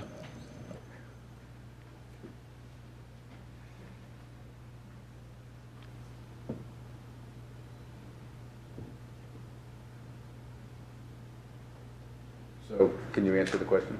I think I did. I think I said, yes, it would make a difference, but I don't know what the outcome would be. Maybe I'm not clear on what the ruling on the objection was. Can he answer the question, what he would have done if he had known? May he answer the question, what would he have done to look further? I thought if- that's the answer he gave. He would look further and then make a determination Right, as but- to the outcome. My question is, look further means what? Meaning you would have, what would you have done in terms of looking further? What additional information would you sought out? What would you have, who would you have talked to? What would the look further involve? So looking further would be consulting with staff who are more familiar with the landmarking status than I am. I've not processed a demolition permit on a landmarked building before, so I would want to make sure I completely understood what that meant before issuing either the SEPA decision or the approval for the demolition permit. Is there anything else besides consulting with staff that you would have done? Don't know, maybe. That's why we don't issue permits in hearings.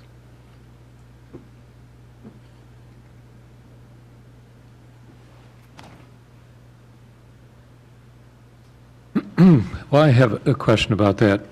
If during the process of environmental review, information does come to your attention that wasn't disclosed on a checklist or in some other way, what happens during that process?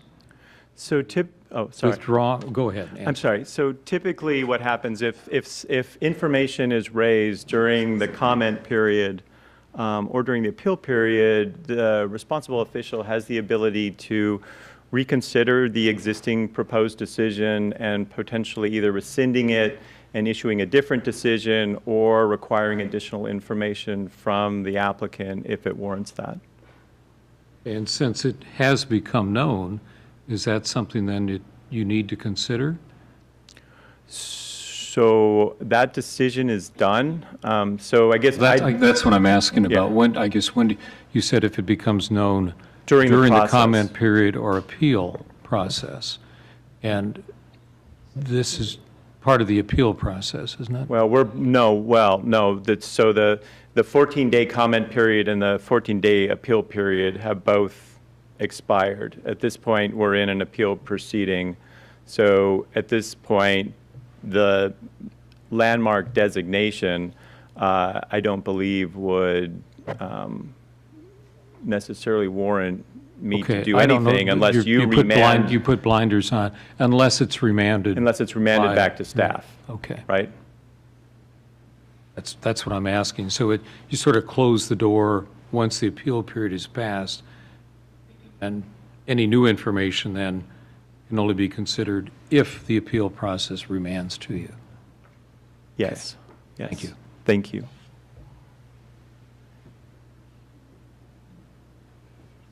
Do you have any further questions, Mr. Brickland, for Mr. Niven? Is there a city code provision that you base that response on? Is there a city code that says that you cannot reevaluate your threshold determination while an appeal is pending? So the appeal period is complete. So the appeal, There's an appeal pending now, you're Right, standing in there the is. middle of it. Right. So my question is there a city code provision that says that you don't have the power to reconsider a threshold determination while an appeal is pending? I don't know. It's the first time that question's been asked. A fair answer. It doesn't happen that often.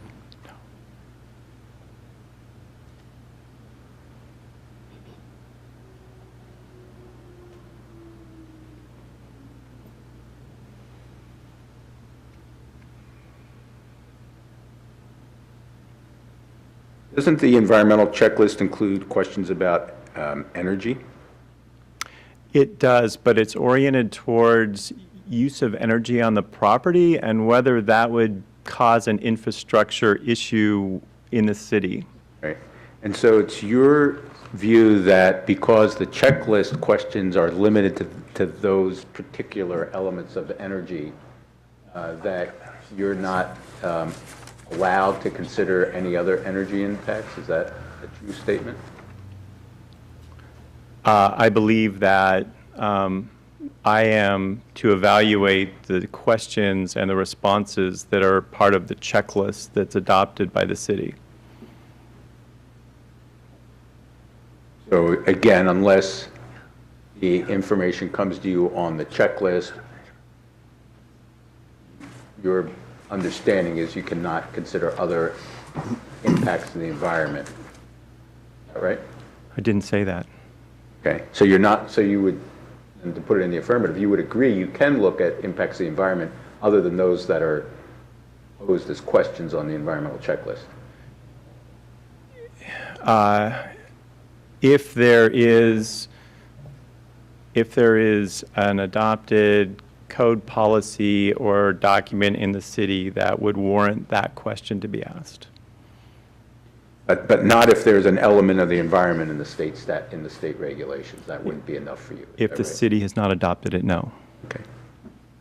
All right. I think the rest is going to be legal argument, Mr. Examiner, and we'll leave it at that. Okay. Are you done with your witness? Okay. There's a question or two. No? Okay. Then you've completed your testimony. Thank you, Mr. Niven. Up and down, up and down. Okay. Any further witnesses by the city? No, we're done with our witness testimony. Okay. And it is after 5. I haven't seen anybody else enter the room to. So we take have over. this room till 6:30. There's a council committee Thanks. meeting, so just to know when we need to, I'll leave. Okay. Is there anything further that applicants wanted to present today? Anything further from appellants? I already asked it of the city. So no further information, either documents or testimonies presented at this hearing. Examiner, I did have one question, though, in Mr. terms of Madwell. the record. I just want to clarify, is I noticed that on the agenda, there is the staff report, the original staff report, and documents. Is the staff report part of the record? I believe, did you submit that as? Yeah, it was the front of the first red binder. Yeah. The answer is yes. I want to make sure it's in the documents submitted by the city. Was it not in your documents? No, I think C1, It looks like that. So it was it was actually before exhibit. yeah, it showed up as, it had, I think, exhibits A through whatever, and it showed up as the first document. I just wanted to make sure that that is in the record. Okay, and I did circulate at the last hearing date in July a list of the documents that I had in front of me, and I'm checking to see if it does include that as one of the identified documents. Is that why your question is I raised? didn't see it identified. I think it was your prefix C, I think? Correct. Yeah, it looked like C1 was, would have been Exhibit A to the staff report. That's why I wanted to. Well, C1 is the amended appeal of the MDNS, may have had the threshold determination attached to it.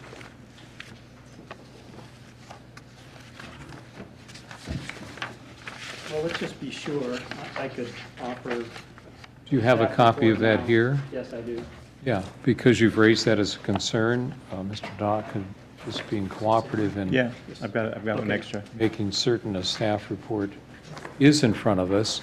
And why don't we take the extra step then of identifying this as a separate city exhibit, because it doesn't appear clear on the list that it is. I think it may have been attached to the appeal, but we will mark this separately as Exhibit C, where are we, 13. Okay? Thank you. Make sure that the staff report then is included in this record.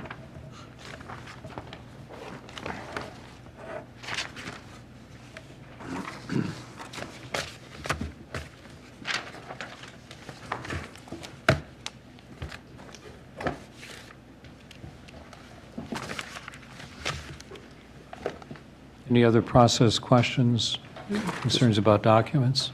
Not about the documents, just Okay, Mr. Strickland, anything looking else? to the next step, how we're going to do closing. Are we doing oral argument now, oral argument at another date, written submissions? Well, I just became aware that we have additional time. Would you like to do a closing argument? There's another way to proceed, and I'll check with you to see if this is something that appeals to you. You each presented a number of witnesses. The city just one, but each of you had a number of witnesses with substantial testimony. And I find it helpful, if amenable to you, to have each of you prepare proposed findings for your witnesses and any documents they referenced. The way I would approach a decision is I typically draw on testimony and documents that were referenced during that testimony. I'm generally familiar with all the documents, but it is not my practice to draw upon each of those unless they've been brought out during the hearing. So it's something I offer to you. If you're willing to do so, I would keep the record open and receive those proposed findings of your witness, each witness.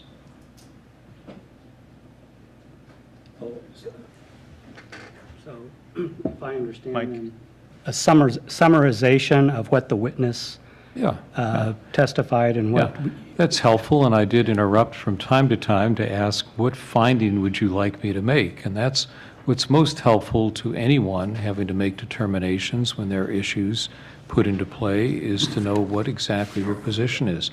It doesn't always come clear through witness testimony. So I'd give you the opportunity to do that. You don't have to, but if you would like until the end of next week to do that, that doesn't interfere. That sounds good to us.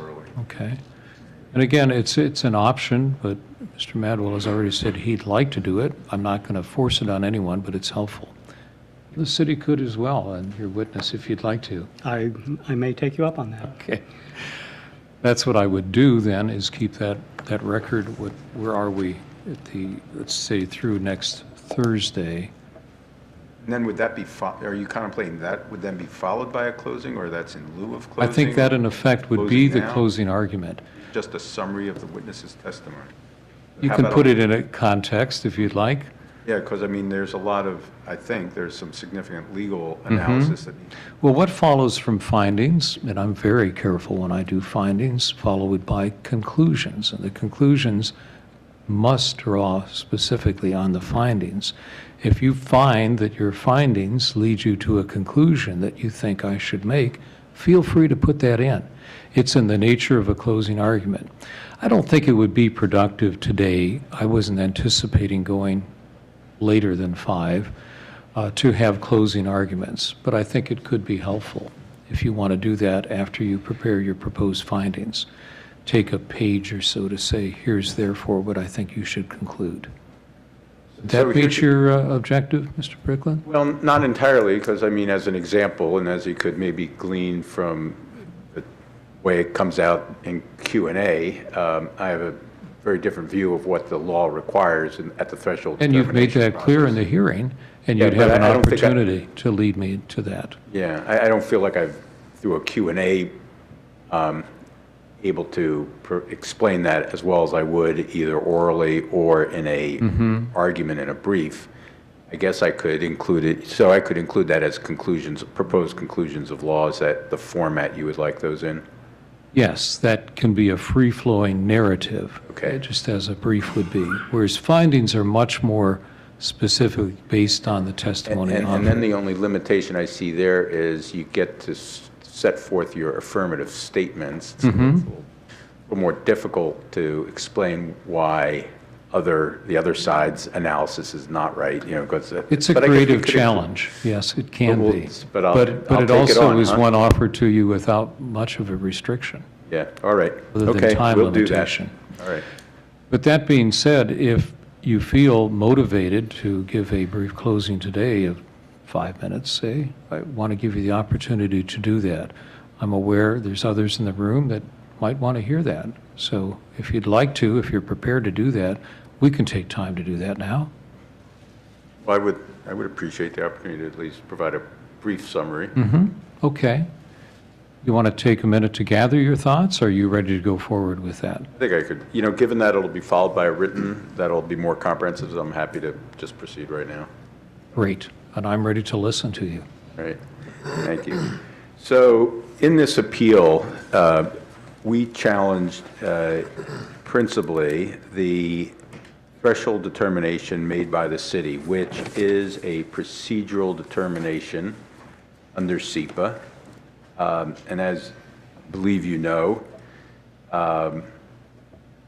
the procedural determinations under SEPA are classified differently than substantive decisions, which are, do we issue a permit? If so, with what conditions? The procedural determinations are primarily, are we going to require an EIS? And the testimony we just heard from the responsible official was rather disconcerting because you would think a responsible official would be an expert on the law of SEPA. And it was disconcerting to hear him testify that he believed that the substantive policies adopted by the city limited the scope of the analysis on the procedural side. And that is absolutely wrong. On the process side, when you're determining whether to prepare an EIS, the requirement under state law is to consider the elements of the environment and are there probable significant adverse impacts. And the elements of the environment are listed in state law at WAC 197. I'll include the citations at the appropriate time, but WAC 197, 11444. And included in those elements of the environment are air quality and climate. And also included is energy, including the amount required and the rate and use of efficiency of energy, as well as the conservation of renewable resources. These are all elements of the environment that have to be considered by the responsible official when making a threshold determination, and it doesn't matter one whit whether the city has a substantive policy adopted on any of those issues or not. And it is, that's the beginning point, should have been the beginning point for the analysis. And it sounds like even before the late-breaking news, if you will, on the historic front, that the responsible official was misunderstood his charge, misunderstood the scope of his required analysis, and apparently limited himself to the issues identified on the checklist and in the city's substantive policies and missed the boat. And you heard him testify a moment ago about on the energy issues. He said, well, the checklist only asks certain questions about energy, and so those are the only energy issues I looked at, and failed to consider that under WAC 197, 11444, it's a much broader evaluation, and likewise on the air quality and the climate impacts. So that's the legal framework that I think is critical to be understood. On this, in terms of the facts that were provided, on the historic resource side, you heard significant testimony, both primarily at the first day of the hearing, about the historic values of this building, not limited to the stained glass windows, which seem to be, if you read the MD&S, the responsible officials seem to be fixated on preserving the stained glass windows. The testimony that you've heard is that the historic and cultural resources are much grander than that. They embrace the entire building, the grounds. There's a historic element, cultural element to it, in terms of the place of this school in 1961, its place in history, both national history and the church's history. This is all actually conveniently summarized in both the document that was made an exhibit today, the landmark decision summarizes a lot of this. It's also in the nominating application, as well as the testimony. So, well, I wanted to ask you about that. The reason you submitted that exhibit, I would take it your position is that controls. I don't need to make findings. That's who I look to, or who we all look to make that determination. I would think so. And, you know, it was a little puzzling to me. I asked the witness about that, and he said, well, that would not cause me to decide that there was an impact to historic resources, but just look further and talk to staff, which just seemed, frankly, to be a dodge. And I think the determination by the Landmark Commission is decisive, and it makes clear that this is a historic resource of significance, and losing it is an adverse impact of significance. And I think that is, you know, you can, even before you get to all the testimony that supports that, that alone is sufficient to support that finding. Regarding the, and again, I was halfway through this thought that preserving the glass doesn't address all of those other historic resources that are detailed in that resolution that we just handed up. As to the glass itself, I would just mention very quickly that there's clearly, the witness today testified that it was uncertain, that there were risks associated with this, and you did not have the benefit of expert testimony from somebody who could say, the way I'm going to do this is going to avoid losing those stained glasses. So even if you focus on the stained glass, there's that physical element of protecting them. And then there's also the issue that was not addressed by that testimony, which is the stained glass has more significance in its location in the building, and that wasn't addressed at all either. And the mitigation adopted by the city doesn't address that.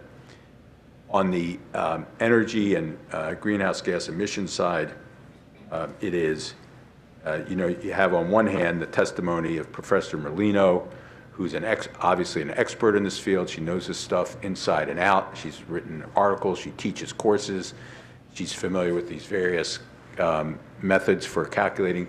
Did she do the sort of level of detail that you would do if maybe you were preparing an EIS? No. But did she do it? But our point with her testimony was we wanted to make the point that this impact that has been overlooked by the city is a large enough impact that it's over the threshold of significance and warrants more detailed examination in an EIS. It's not our burden to do the detailed analysis at this time. The fact that she didn't spend a lot of money or a little money or whatever to use the more sophisticated analyses is irrelevant. The city made a point of the fact, well, some of her estimates were based just on a generic building, not doing a detailed evaluation of this building. We acknowledge that. The point was this building is, for purposes of making the initial threshold determination, you can do that analysis based on readily available data for a building of this type without actually doing the detailed analysis for this very building. And it's good, and as she said, maybe the real numbers will be 10 or 15% off one way or the other, fine. The point is there's a lot of energy in that building, and if you tear it down and build a new one, that's a lot of energy lost. And the fact that some of their witnesses were not familiar with this and this new information, that's what SEPA is all about, frankly. We've often heard about SEPA filling in the interstices that have been missed by other regulatory schemes, and it's an overlay. And this is an excellent example of that. I'm frankly amazed that in these regulations that were drafted in the 1980s, if I remember right, there's reference to climate impacts, which is pretty remarkable. The fact that it didn't make it up into the checklist, which I think is older, speaks to SEPA as a living law. And I'll include some of this in my written materials. The statutory language is very broad and encompassing, and clearly would require the city to take into account the energy impacts of a project like this, and these are significant. So I will stop there because I know, I said I'd do this in about 5 minutes, but I did want to at least say that much. Mm-hmm. Thank you. Well, thank you for that summary. Do any of the other attorneys present want to give any brief summary of your positions? You don't need to, just offering an opportunity. I would, unless you want to go ahead, Chuck. Well, I first had a question. Were those all of your claims, SEPA claims? No, I'm just summarizing the highlights here. I'll consider everything presented during the appeal. Well, I think one thing on SEPA that I would like to say, and that is that impacts must be likely and significant, probably significant. And as Mr. Nivens indicated, the city cannot condition or deny a project unless it's based on a city-adopted policy, a SEPA policy. And I think the issue here is that, as I understand it, if there wasn't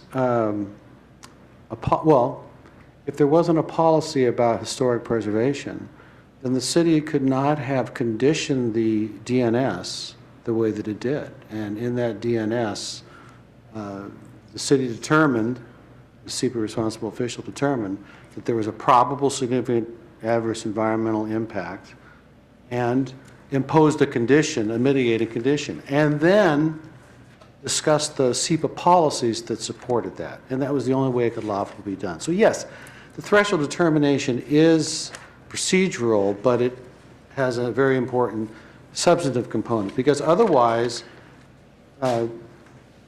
you could either only have a DNS or you can have a DS. Couldn't have an MDNS, which is an important part, I think, of the threshold determination process, because as Mr. Nivens indicated, if we find that there's significant adverse environmental impact, well, we go to the applicant and we say, can you mitigate that down to the level of insignificance? And if you can, then it's imposed as a condition in the DNS. So that's a substantive component of a procedural process. So I Well, think it it's has two appropriate. purposes, right? SEPA, you want information out. Isn't that a big part of it? Get the Also, information then I in front would- of the decision maker. Yes. Yes. And then if you can mitigate, according to city policies, you should mitigate below the threshold of significant. But So if there's you- two well, yes, purposes. But if you can't condition or mitigate, then why go through the process of an environmental impact statement that you have prepared, and then at the end of that process, you say, To oh, fully inform the I can't decision do maker. anything. Isn't No, that- but I can't. isn't- But the isn't that a big deci- part? No, the decision maker SEPA? can't do anything. The decision maker can't deny or condition. So I mean, I think that's, so in that case, if it's not, if it's a impact, or if it's if the impact is not based on a SEPA policy, then it should not be used as a basis for requiring an EIS. Okay.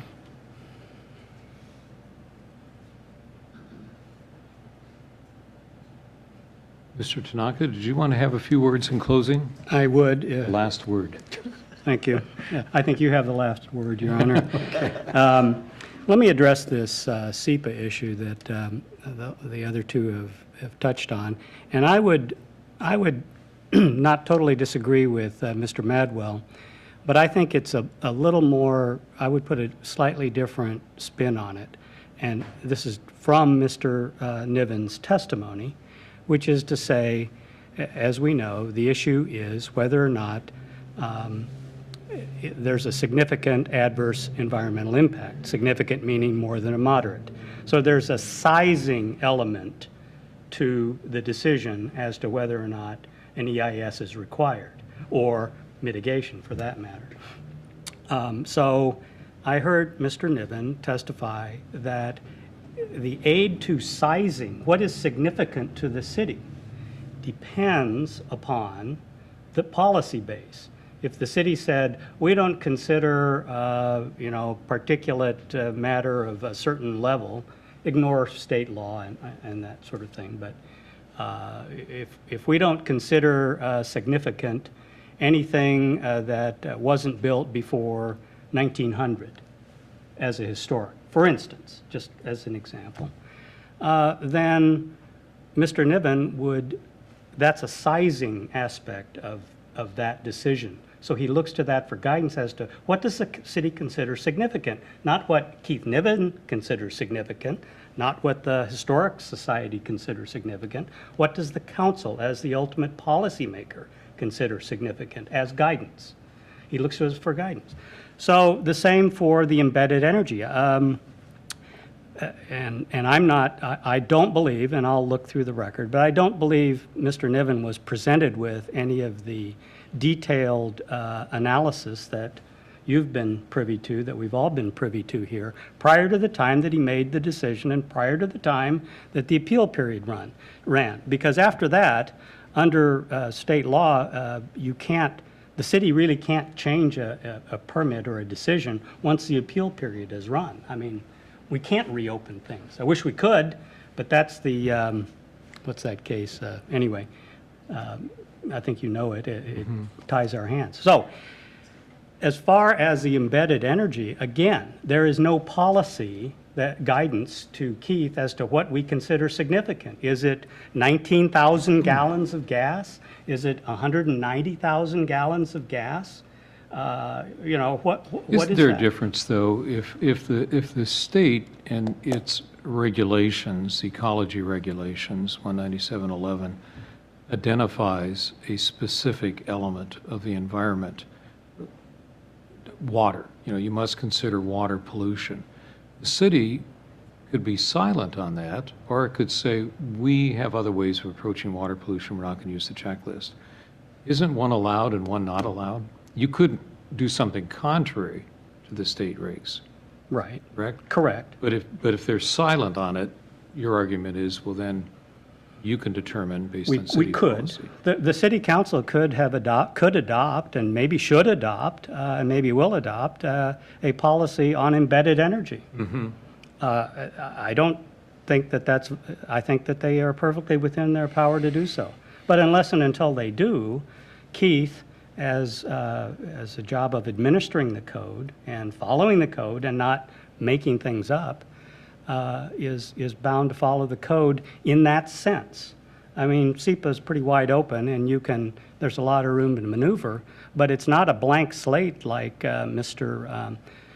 Brickland seems to indicate, that you can just decide to do anything just because, you know, it's part of the environment. Well, isn't the difference following the code, Yes. which implies kind of a strict adherence to what a code directs you to do, versus looking to it for guidance, which is your argument, that it offers guidance, and that is more flexible. That is more flexible, I agree, but there And then has you to, rely upon, you give deference to your responsible Right. official, but it has some flexibility. but there has to be guidance. And as far as embedded energy, there is no guidance.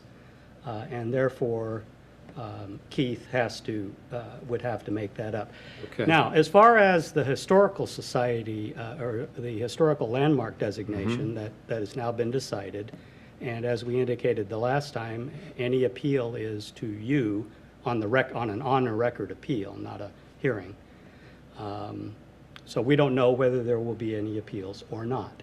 Okay, I'm But glad you brought that up. I hadn't considered that. Yeah, yeah. The appeal period has not passed. Has not run. It's just started Monday, and I think it's a 30-day, or I don't know. 5 days. 25? 35. 35, yeah. So there's plenty of time. So I should hold any decision until Well, that period has passed? You might, but what I'm getting at is that and I agree with Mr. Brickland that is determinative as far as whether or not that piece of property has landmark status, at least until it's appealed to you on the record, and at least until it's gone to court, because there are significant constitutional issues involved in that we've alluded to. So, but right now, as we speak, I agree that's the law, or that's the decision. So the point is, what's the point of SEPA at this point? What are we going to do? Are we going to go back and do that? Keith does not have the authority to designate that piece of property as a historic landmark subject to the landmark. Only the Landmark Commission did and does, and they did. So as far as that part is concerned, that whole part of their case is really that, you know, what do you want us to do now? Go back and have an EIS? For what? I mean, there's no point.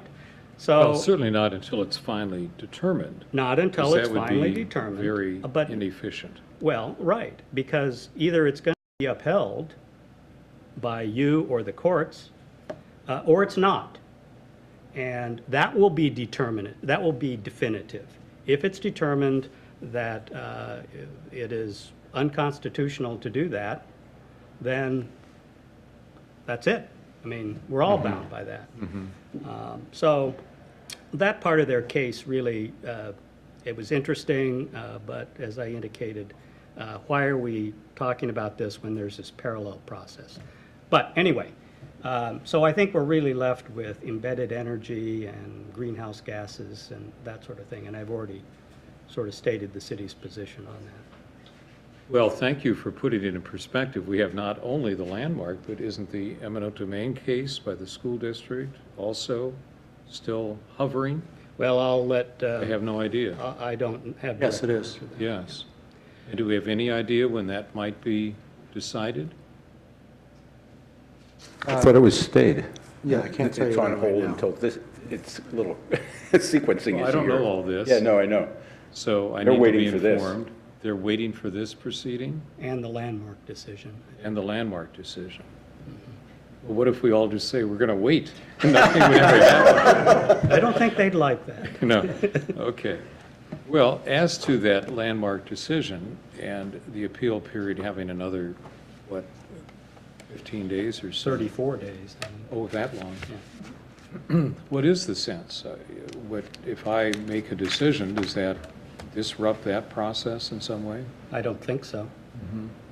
They're two really, they're intertwined, but they're separate. Yeah. Separate criteria, separate evidence, separate initial decision maker. So, I think I have a way of handling that. yeah. Okay, Yeah. well, hey, thank you for the closing. I'm glad you persisted in giving a closing and kind of got me centered on what I need to do. And I'll do it. I've got my notes saying that until I keep the record open through, That'd be the 17th. right? yeah, I was thinking what time it would be submitted to Candy, I think. She works on Thursday, right? Yeah. So 4:30 on the 17th, we'll accept that. Proposed findings, I don't really want to do a post-hearing order on this, as long as we have clarity. I don't want you to do every witness, as you sometimes might with proposed findings, but only your witnesses and the documents that they reference that are relevant to their testimony. That really helps me then capture what you thought I should have heard.